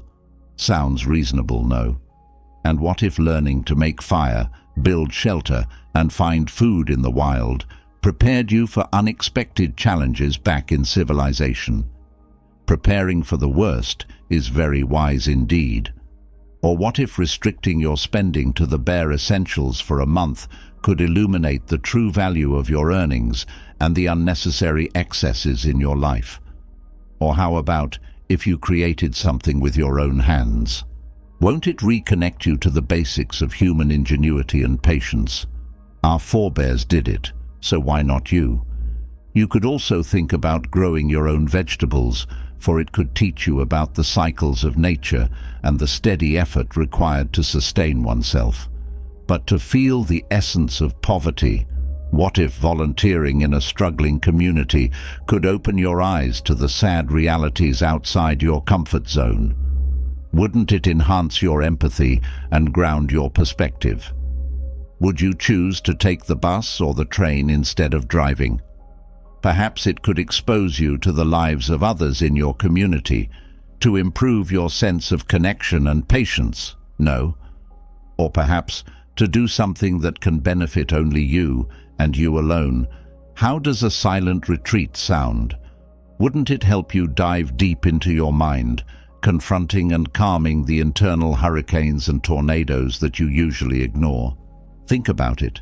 Think about all these different scenarios and how you would fare if you were to adopt any one of them, not out of necessity, but by choice. How might such experiences fortify your mind and spirit? Most likely, it will teach you that true freedom is not about having more, but being more. Now, here's a much simpler, straightforward action you can take. Every couple of months, eat like you're on a tight budget for a week. Choose simple, inexpensive meals. Think beans and rice. Do not do it for the sake of saving money. This is a powerful exercise in empathy and strength. It will teach you to appreciate what you have and prepares you to be unshaken if you ever really need to make do with less. At the same time, it will also help you care less about the things that you don't have in life. You see, voluntary discomfort might seem counterintuitive. You might ask, why would anyone choose discomfort? But think about it like going to the gym. If you regularly lift weights, carrying groceries suddenly isn't so tough. Voluntary discomfort works the same way, but on a deeper level. On a more painful level, it's no different from visiting a dentist to scrape your teeth. The scraping process might hurt a bit, but it's for the greater good of your dental care. So, at the end of the day, you're not just taking cold showers or eating simple meals to practice poverty in your life. You're stepping out of your comfort zone in ways that challenge you physically and emotionally. To give you another example, let's say you hate or fear public speaking. The way to confront this fear is by speaking to small groups, then gradually increasing your audience size. This way, you are enduring discomfort. You are transforming your relationship with fear, discomfort, and ultimately, with freedom. These practices are truly a most miraculous safeguard for you and a pathway to genuine self-reliance. When you routinely strip away comforts, you're preparing for bad times. You're proving to yourself that you can prosper and succeed in life with far less. This realization that fortune's changes cannot truly control you is the real treasure of Stoic poverty. Think about it. This will most certainly toughen you up and protect you from becoming too soft. Softness is what makes a person crumble under pressure or during difficult times. Softness is what happens when luxury and comfort take over one's life. Take Seneca, for example. Now, here's a wealthy Roman statesman who had everything a man could ask for. He famously practiced voluntary discomfort regularly. He ate simple, basic meals. He wore rough, uncomfortable clothing. He even swam in cold water. You must be asking, why on earth would someone so wealthy do this? Well, Seneca believed that by living like the less fortunate, he would build empathy and prepare himself for any future hardships. And guess what? He did encounter hardships eventually. Seneca often wrote to his friend Lucilius about these practices. He emphasized the benefits of a modest diet and warned against being controlled by desires. At first, giving up your favorite foods feels tough. Sugar and carbohydrates especially. Your body rebels, sometimes in a rather rough way. But with time, those cravings fade, and you no longer miss what you once desired. This change strengthens your willpower. Think about it. By abstaining from indulgences, especially when everyone else is indulging, you test your strength. Festivities are the perfect time to challenge yourself. Instead of giving in to excess, you can practice restraint. This tests and builds your self-control. To give you another expressive example, consider the tale of James, a man who never knew hardship until it hit him like a freight train. Born into wealth, his every desire catered to, James lived a life many would envy, a life of absolute comfort and zero struggle. His parents, desperate to provide the best, protected him from every conceivable difficulty. He never learned to fend for himself, never had to. Then, suddenly, tragedy struck. Both of his parents passed away unexpectedly, leaving James not only emotionally devastated, but utterly unprepared for life on his own. Overnight, the safety net vanished. Bills piled up, decisions needed making, and James found himself paralyzed, lost in a world that demanded more than he had ever been asked to give.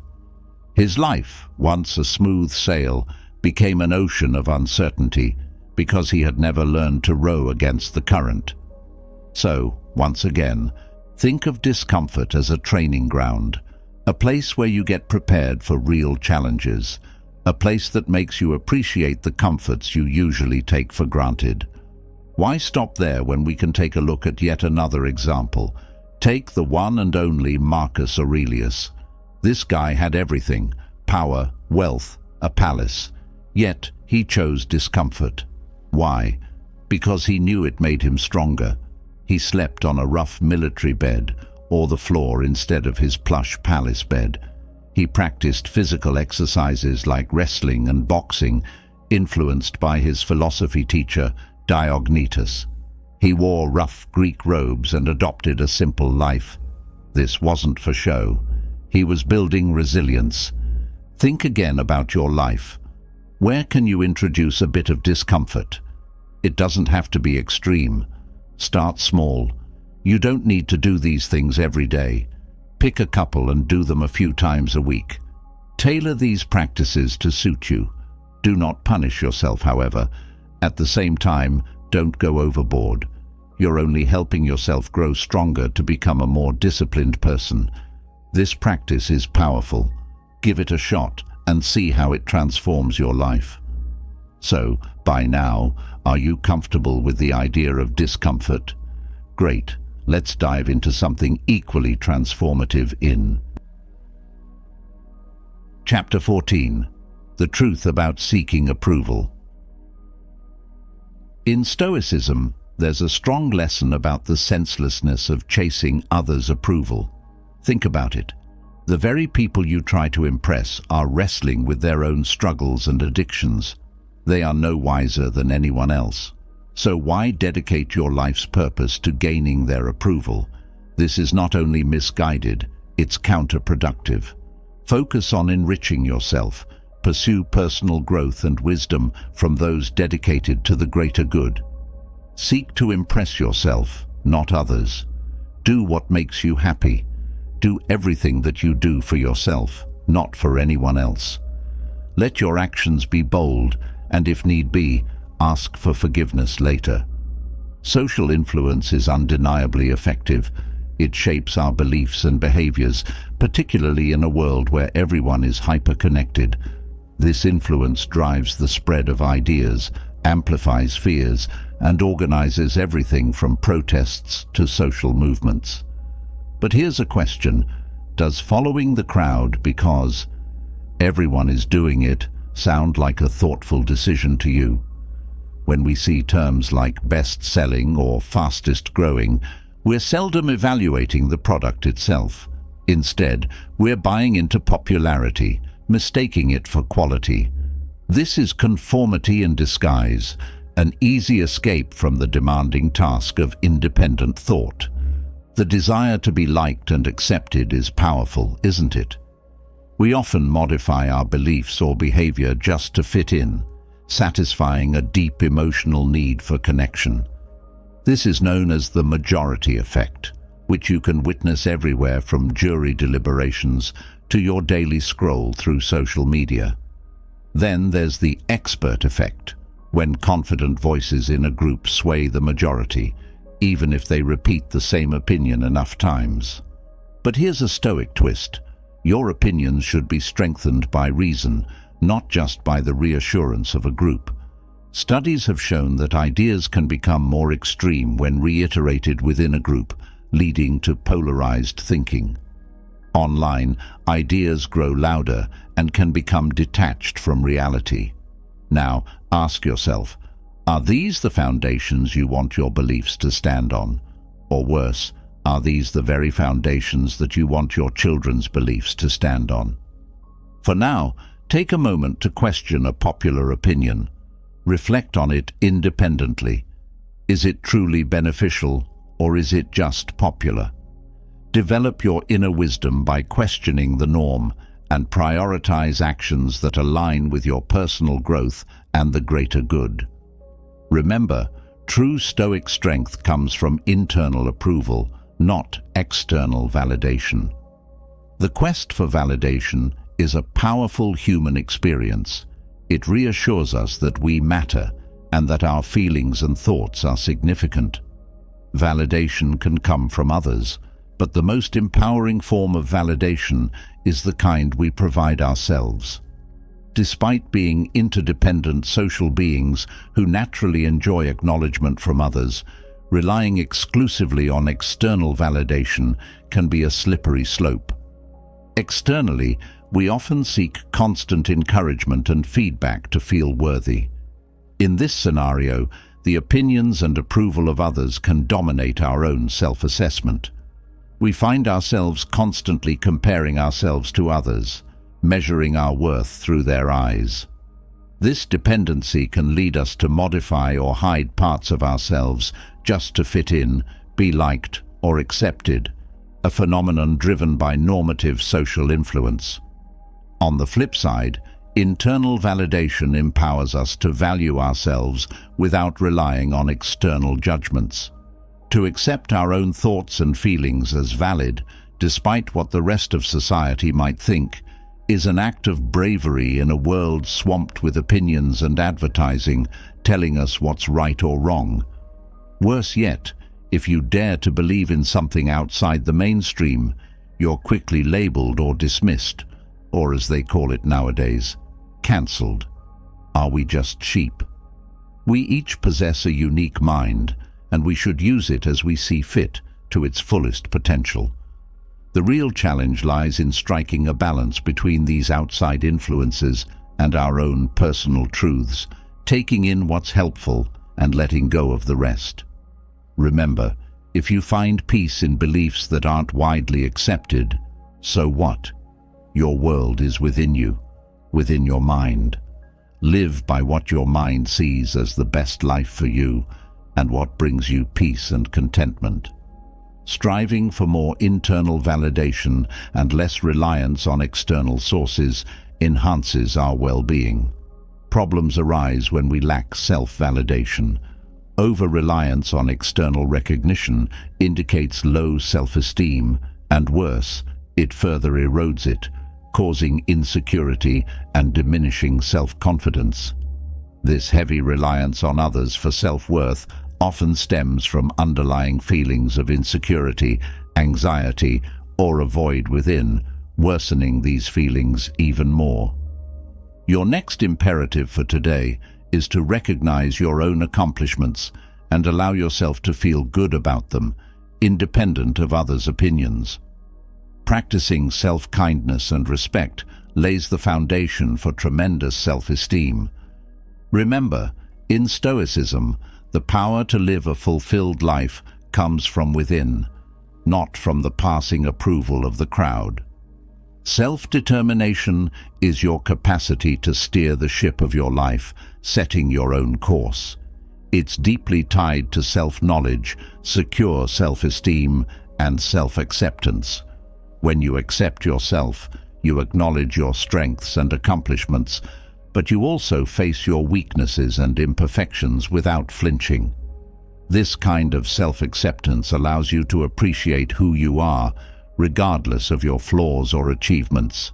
It arms you against the inevitable criticisms and comparisons that come your way, boosting your self-motivation and resilience, especially during tough times. While high self-esteem seems desirable, not all self-esteem is beneficial. Fragile or unstable self-esteem depends too much on others' approval, craving constant attention and recognition.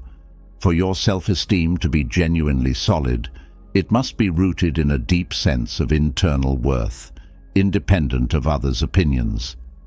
Insecure self-esteem creates a thirst for external validation, much like an addiction. Social media often acts as a dealer in this scenario, offering a quick fix of likes and shares that soon requires another hit. The pursuit of online approval can lead to anxiety, depression, and unhealthy comparisons. The torrent of online interactions such as likes, comments, shares, creates a cycle of temporary validation and persistent self-doubt. Often, these online judgments say more about the commenters than about the person being judged. Yet, we tend to take this feedback to heart, letting it shape our self-image. If you find yourself overly reliant on external validation, it might be time to dial it back.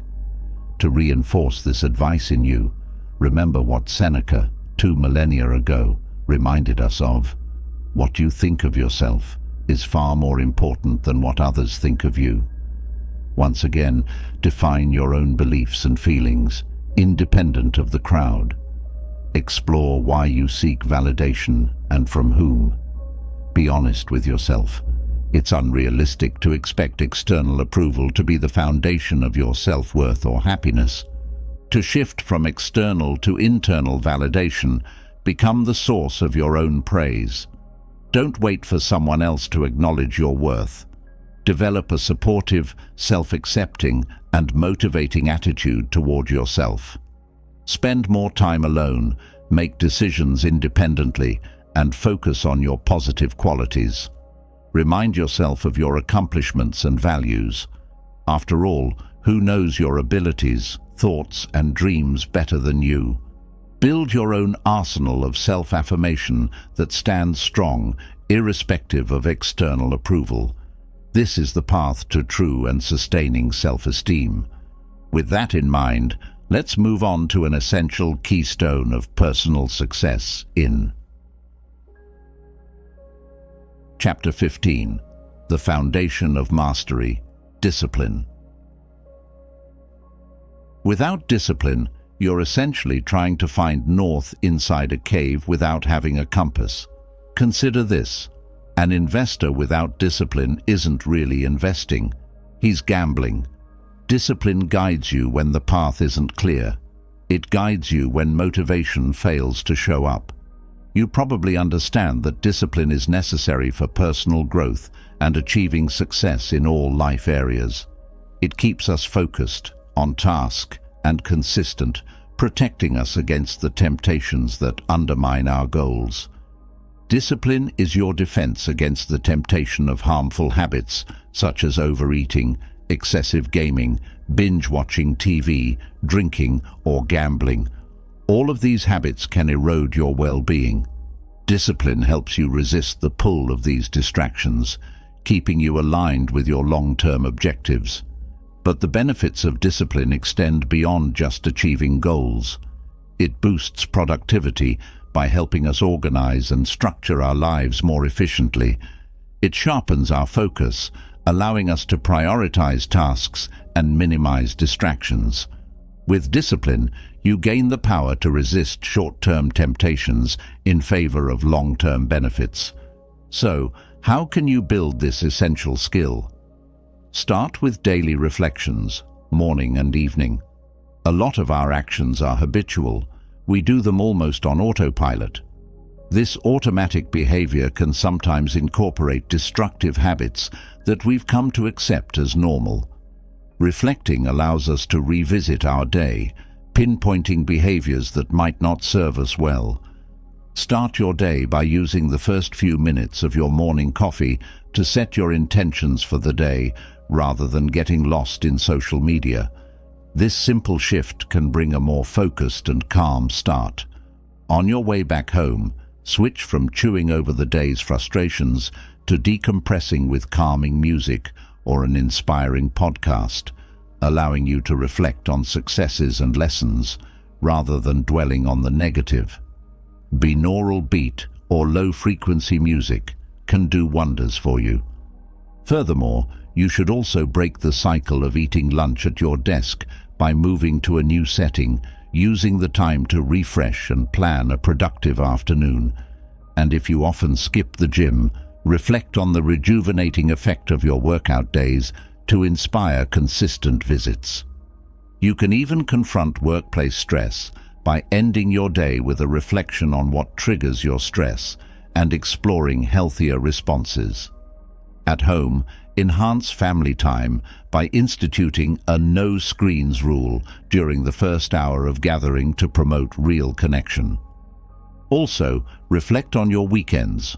For instance, prioritize revitalizing activities and manage chores efficiently to ensure you end your Sunday feeling refreshed.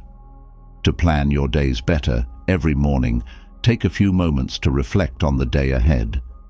Set intentions on how you will handle and improve different areas of your life. In the evening, review your day's actions and behaviors. Identify where you could have been more disciplined. This helps you become more aware of your actions and enables you to make adjustments that align with your values and goals. Remember, discipline doesn't mean you have to restrict things from your life. You are liberating yourself from the madness of uncontrolled impulses. Remember our earliest lessons. When you realize that your thoughts, actions, and behaviors are yours to command, then you will truly hold the reins of your life. No one else is to blame for the choices you make. Want to quit a bad habit? That's on you. Fired up to start a new business venture? That's on you too. There's no other way. Start by evaluating your life. Divide your experiences into things you can influence and those you cannot. Pour your energy into areas where you can make a difference, usually your thoughts, actions, and attitudes. By focusing here and accepting what's beyond your reach, you sidestep distractions and zero in on what truly counts. We often shy away from challenges and adversity in daily life. While the notion of conquering a significant challenge is appealing, the harsh reality of facing one is less so. Yet, since Stoicism proposes that welcoming these hardships opens up numerous growth opportunities, you should seek out challenges that test your resolve and discipline instead of dodging difficulties or chasing comfort. It could be as simple as walking past your favorite donut shop without stopping, choosing a soft drink over alcohol at a bar, or sitting down to work on a project instead of gaming. Each small victory builds your capacity to handle bigger challenges.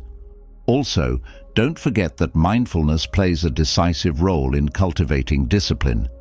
You should develop a keen awareness of your thoughts, emotions, and actions as they occur. For instance, if reaching for your phone to scroll through social media is a reflex, practicing mindfulness allows you to catch yourself in the act. Recognize the trigger, halt the habit, and prepare yourself for future encounters. Or perhaps, next time you're on a train, instead of mindlessly swiping on your phone, why not read that book you've been putting off? By being mindful, you control how external events affect you internally, enabling actions that reflect your values and advance your goals. Your imperative herein is to identify a personal challenge you've been avoiding and face it head-on. Use this opportunity to strengthen your willpower and align your actions with your Stoic principles. Remember, every challenge you conquer fortifies your character and brings you closer to the Stoic ideal of self-mastery. Speaking of challenges, let's get into Chapter 16, The Power of Not Knowing. Acknowledging that you don't know everything is an opportunity in its own right. Many of us walk around masked in the illusion of complete knowledge, yet the universe of unknowns is limitless beyond measure. The true essence of learning begins with this humbling realization. When you think less of your own knowledge, you unlock a powerful avenue for growth and service. It's from this soil that true leaders arise. Ancient skeptics championed this notion, arguing against the very possibility of absolute knowledge. This reminds us of the idea of global fallibilism, which suggests certainty is an illusion. Consider the warning from the Temple of Apollo: surety, then ruin. It's a powerful reminder of the danger in assuming we know all. Even Socrates, through what's now known as Socratic ignorance, highlighted the wisdom in recognizing our knowledge gaps, a concept deeply rooted in Stoic philosophy. Why then do we become annoyed at the revelation of our ignorance? The moment someone exposes what we don't know, our first reaction is often defensive. I knew that, I just forgot. But did we really know? Or is it simply an outward show we maintain to avoid appearing unlearned before others? It's human nature to want to appear knowledgeable and insightful, to crave acceptance and respect for our intellect.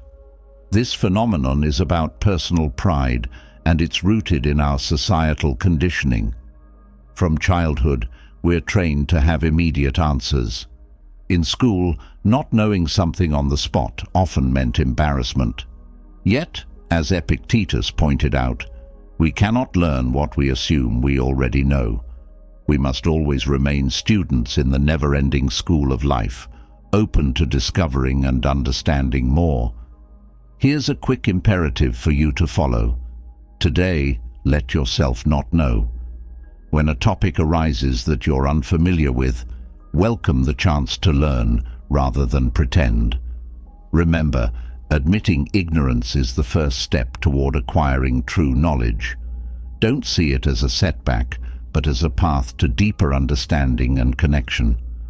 Always consider yourself a traveler on an endless journey of learning, and let this perspective humble and guide you. Besides, what did we discuss in earlier chapters? Who cares what other people think of you? Whether you're knowledgeable or ignorant about something, that's your business, not anyone else's. Now, Socrates, a pioneer of critical thinking, often began dialogues by challenging the assumptions of his companions. This was a crucial reminder of the dangers of presuming knowledge. This assumption almost guarantees that truth, even if accessible, remains out of reach, simultaneously masking one's own ignorance. But what was Socrates' goal? Well, he wanted to shift people from a place of false confidence to a state of conscious humility and learning. Interestingly, not all dialogues followed this norm. Take The Statesman, for instance, where Socrates took a back seat. The participants here, geometers by profession, recognized and corrected their errors without the need for reminders. Their success hinged on strict logical precision and a readiness to revise their beliefs, unlike the ambitious, overconfident youths of other dialogues, where confidence often overshadowed competence. What set these geometers apart was their foundational approach. They began with an acknowledgement of their ignorance, thus paving the way for genuine knowledge acquisition. Unlike others, they didn't claim to know. They were open to learning, illustrating their learning curve through a genuine quest for understanding.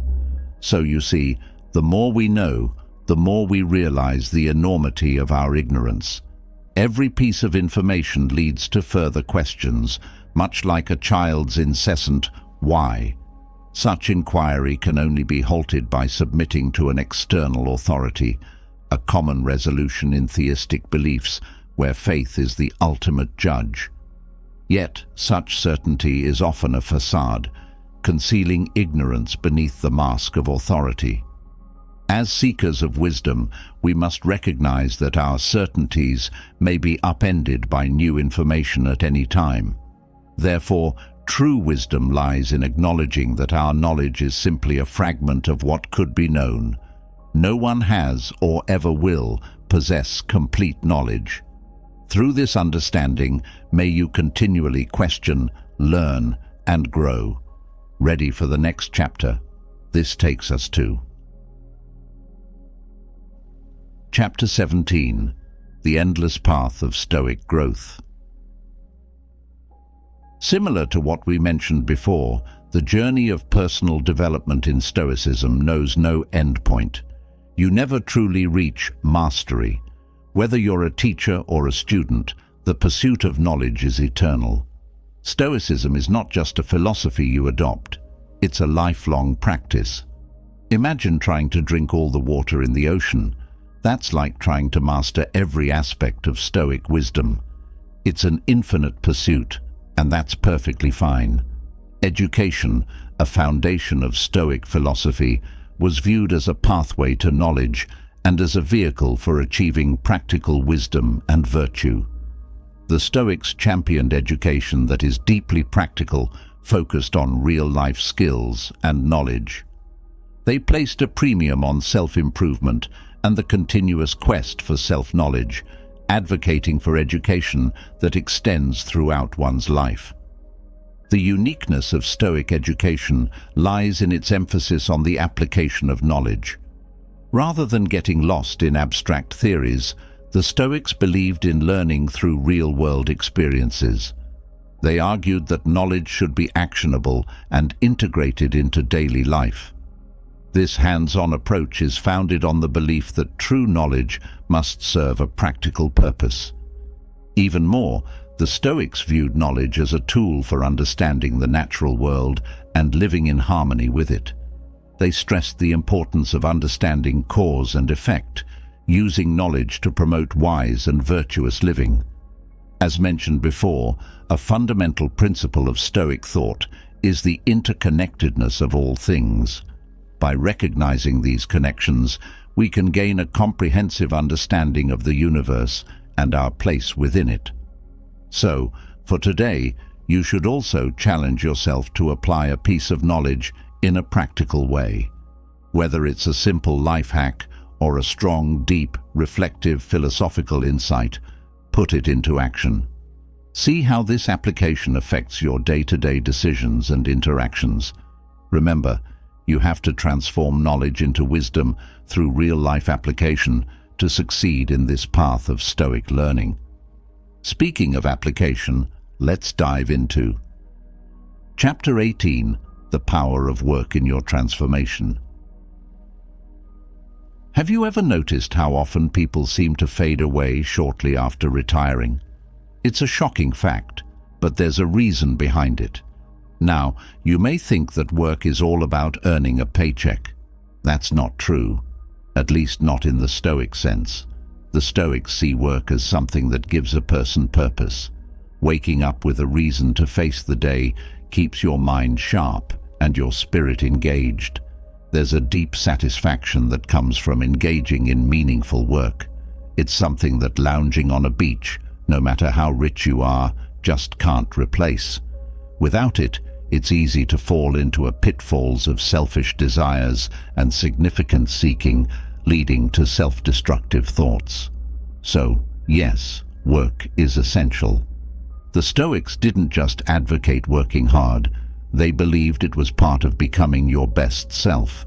To perform your work duties the Stoic way, you must strive every single day toward personal excellence and living with purpose. Whether you procrastinate or work non-stop, Stoicism offers a perspective that might change how you view your daily grind. Ever heard the saying, "The impediment to action advances action. What stands in the way becomes the way"? Marcus Aurelius said that. It means that every obstacle is actually a stepping stone. If something blocks your path, don't let it knock you down. Use it to drive yourself forward. Physical work strengthens the body, and mental challenges fortify the mind. Are you shying away from difficulties? Then you're missing out on discovering your true potential. It's through tackling these challenges that you truly meet yourself. It's easy to feel defeated by life's barriers, but overcoming them is how you grow. Strength and growth come only through persistent effort and facing hardships head-on. To those who prefer a leisurely life, this might sound demoralizing or even frightening. However, once you start putting in the effort, there's nothing more fulfilling than the fruits of hard work. Aside from the toil, hard work will make you enjoy the lasting rewards that far outweigh temporary comforts. Remember, it's the rough roads that lead to the heights of greatness. Choosing the easy path might get you to your destination, but you'll miss out on invaluable lessons along the way. And don't think of this as though it's glorifying suffering. No, it's about recognizing that tough times forge strong individuals, just like we said in an earlier chapter. When you achieve something truly valuable through hard work, the effort is momentary, but the benefits last. On the other hand, if you chase short-lived pleasures, the enjoyment is brief, but the regret lasts. Think about it. When was the last time taking the easy route gave you a lasting sense of achievement? Isn't it the battles fought and won that you hold dear? This is Stoicism in action, accepting challenges to transform your life, achieving greatness through grit and determination. So, ask yourself now, What's your next challenge, and how will you use it to grow? Now, consider the experience of Musonius Rufus, a Stoic philosopher who found vitality in adversity. Despite multiple exiles, he observed that forced hardship often revitalized those who had previously pampered themselves in excessive luxury. Exile, then, often helped him to invigorate both body and spirit, proving sometimes what feels like punishment can actually be a powerful form of medicine. Rufus believed that without the constraints of our comfort zones, we rarely give ourselves what we truly need. The difficulties of exile, harsh as they might seem, often promote a healthier, stronger life. It has less to do with the burdens we carry and more to do with how we carry them. This notion aligns with a core Stoic principle. It's your approach to work, not the work itself, that defines your strength. Pleasure might consume us, but work fortifies us. So, the choice is clear. Imagine retiring early to a life of leisure on a tropical beach. Sounds ideal, right? Yet, such dreams seldom forge resilience or character. As mentioned earlier, you've got to engage in meaningful labor so that you may become your best self. Theodore Roosevelt once said, "Far and away the best prize that life has to offer is the chance to work hard at work worth doing." Now, Roosevelt wasn't only referring to keeping yourself busy. He suggested that we dedicate ourselves to endeavors that are truly worthwhile. After all, success doesn't just come. It's pursued through the unity of ambition and perseverance. Remember, time devoted to meaningful work is never wasted. If you ever feel that your work is pointless, perhaps it's not the concept of work that's the issue, but the nature of the tasks you've chosen. Love what you do and do what you love, else how can you excel in something you have no passion for? Even more, how can you prosper and innovate when you lack the desire for it? How you approach each workday is important, according to Stoic wisdom. Start by eliminating anxiety. Focus intently on your tasks. Visualize your role, to be a good human being, and then act on it decisively. Marcus Aurelius advised treating every task as if it might be your last, focusing with the precision and dedication of a Roman. This means performing each action with seriousness, kindness, and fairness, while dismissing distractions. Yes, it is possible to live each moment with such clarity and purpose that you transform not just your tasks, but your entire life. It's an idea worthy of a spot on your cubicle wall, don't you think? Stop being pulled in every direction. But beware the other kind of distraction too. Those who toil endlessly, yet lack a clear purpose, are simply spinning their wheels, even if they're constantly busy. They're no different than a cog in a machine. In today's world, everyone wants a piece of your attention. Find what truly matters to you and dedicate yourself there. Remember, life feels incredibly short and tense for those who dwell on past regrets, ignore the present joys, and fear future uncertainties. If you're struggling with a challenging task, bring yourself back to this moment. When your focus is scattered across past and future, it's impossible to control the full potential of now. The real secret to life: fully immerse yourself in what you're doing right here, right now. Instead of calling it work, think of it as play. Stay present and watch your outlook transform. The results can be nothing short of miraculous. Marcus Aurelius also urges us to be authentic, shake off laziness, stay calm, and seize the extraordinary opportunities each day presents. Delaying tasks is the greatest thief of life.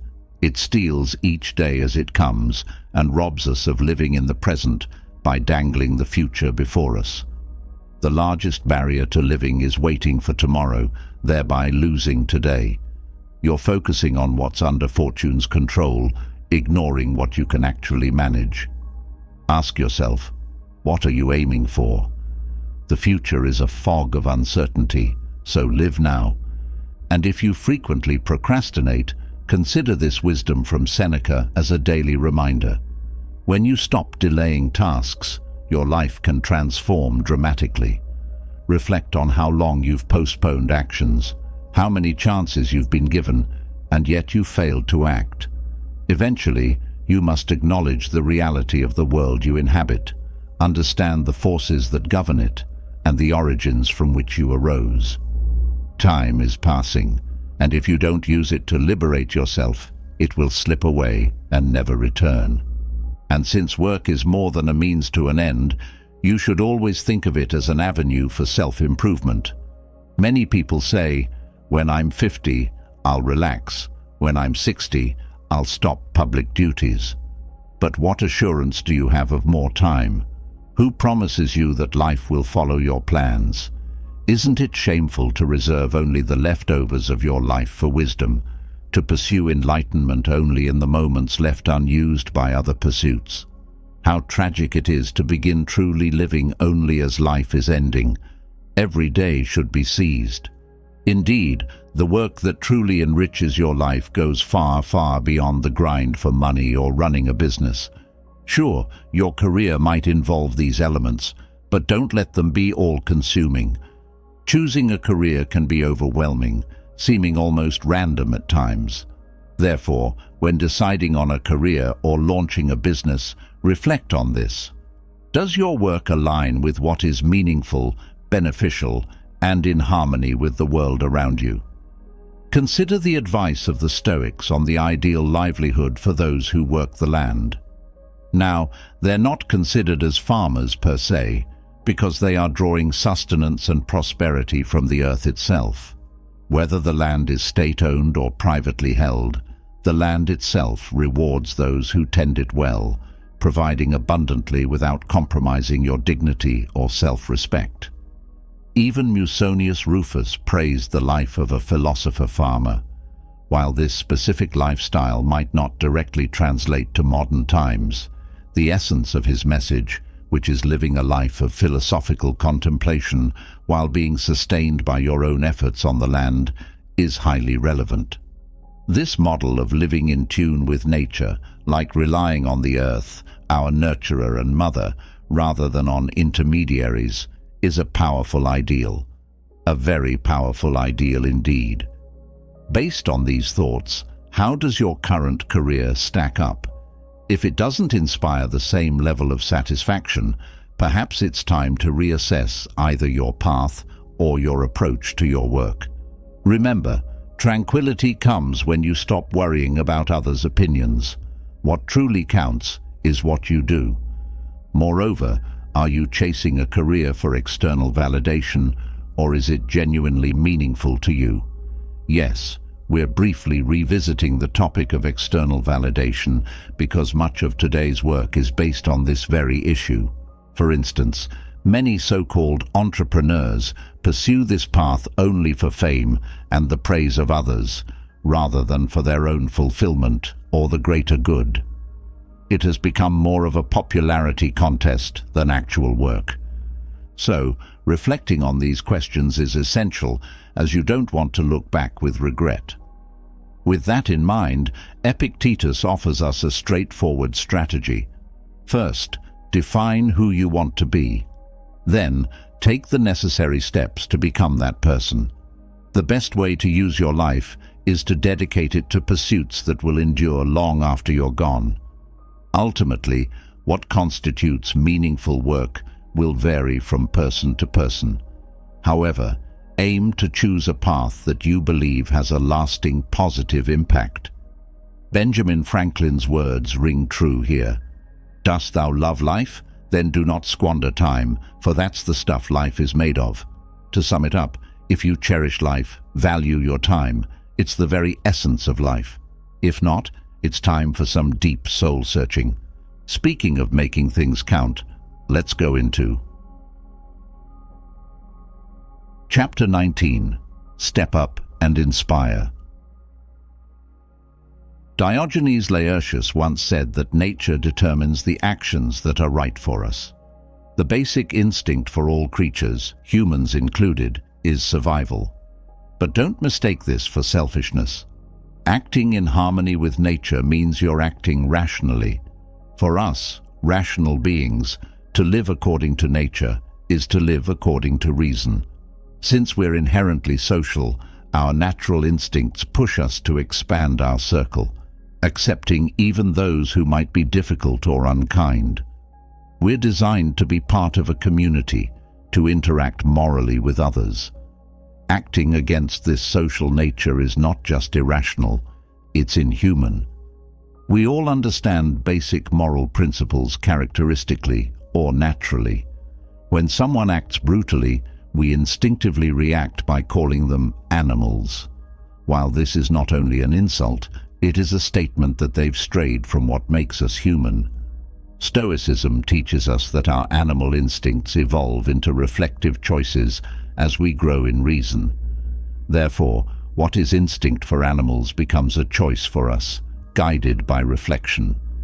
To be truly calm, steady, and in control in the face of external events and in your actions means you have to respond to life's challenges with a commitment to your social duties.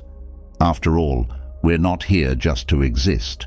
We're here to observe, interpret, and appreciate the universe and its workings. It's disgraceful for a human to live and die just as animals do.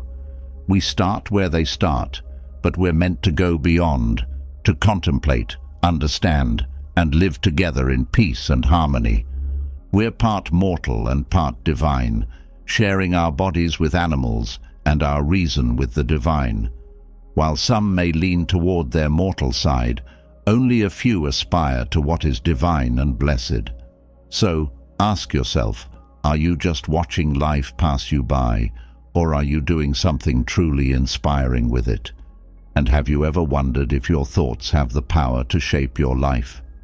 It's a common question we encounter, especially with the popularity of concepts like the law of attraction, which suggests that the universe will bring you what you focus on. Marcus Aurelius and other Stoic philosophers did recognize the power of thoughts. Your soul takes on the color of your thoughts, the Stoics said. However, being Stoic doesn't mean you have to sit back and wait for the universe to deliver your desires, as modern thinkers would make you believe. The Stoic discipline of perception, which is understanding that we are defined by our thoughts, leads directly to the discipline of action. For Stoics, taking action is essential to make things happen. This greatly differs with the law of attraction's emphasis on broad mental attraction without corresponding action. Imagine if Seneca or Marcus told their followers to simply visualize success and wait. It sounds absurd, right? Instead, they preached a life-built action by action. Stoicism, after all, is fundamentally a philosophy of doing, of actively engaging with the world. You've got to set yourself up through disciplined perception to take necessary actions that transform these perceptions into reality. Stoicism has nothing to do with passive manifesting. That is what you might call hopium nowadays, which is simply and daftly relying on hope rather than work to obtain what you desire. The actions and efforts of your work are what pull the things you want toward you, just like a magnet. In a world that's unpredictable and largely beyond our control, Stoics believe in thinking, acting, and then accepting, not dreaming, expecting, and waiting.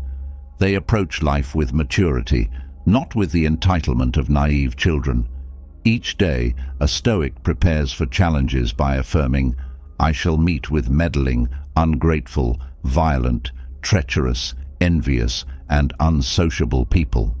But rather than becoming embittered or defeated, Stoics see these challenges as opportunities to exercise virtue and practice patience, understanding that everyone, even those who wrong us, shares a piece of the divine, similar to us in mind, if not in body.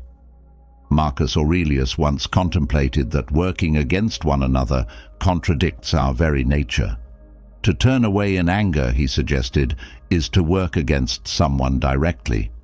This powerful idea points out the Stoic commitment to the discipline of action, setting Stoicism apart from philosophies like Epicureanism and Cynicism. At the heart of this discipline lies the Stoic inner citadel, a fortress built on the principles of assent and desire, which restrains us for action in a world packed with often irrational, selfish, and troublesome people. Unlike other philosophies, Stoicism does not advocate withdrawing from society to find peace. Instead, it equips us to engage with the world and excel despite its chaos. Think again about the traits of different people which Marcus Aurelius listed: the meddling, the ungrateful, the violent, the treacherous, the envious, the unsociable. This perfectly describes the difficult people we all encounter in our everyday lives, no? Yet, Marcus Aurelius was not only pointing fingers. He was holding up a mirror to his own behaviors, and by extension, to ours.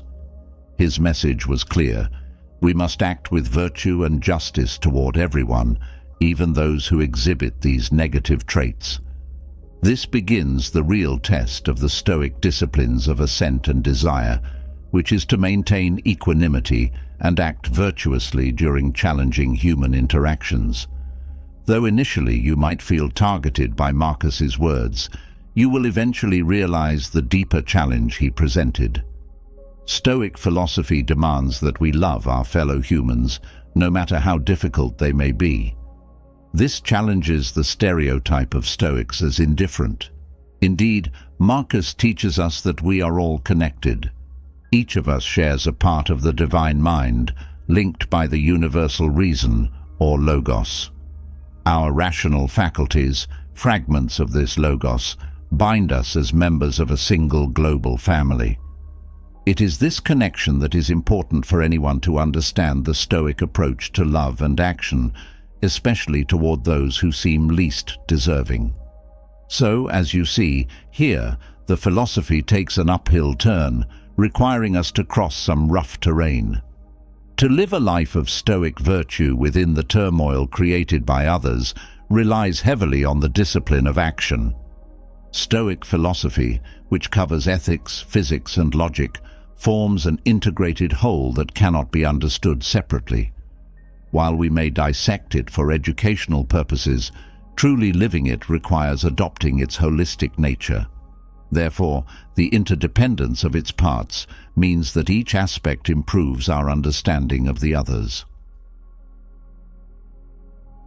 As we close today's journey through Stoicism and the transformative power of this phenomenal philosophy, remember this: the path to personal greatness is seldom walked by those who seek comfort. True transformation requires courage, the courage to face the external obstacles which life throws at you, as well as the internal battles that define who you truly are. This, dear ladies and gentlemen, is the essence of Stoicism. So, keep pushing, keep striving, and never settle for less than what you can become. Every step you take on this rocky path is a step toward the greatness you are capable of achieving. Let this guide be your compass, and let your actions be your milestones. If today's session has inspired you, or if you found a new perspective on tackling life's challenges, don't forget to like, subscribe, and hit the bell icon for more insights. Share this journey with others who might be seeking the same transformation, and let's grow this community of modern Stoics.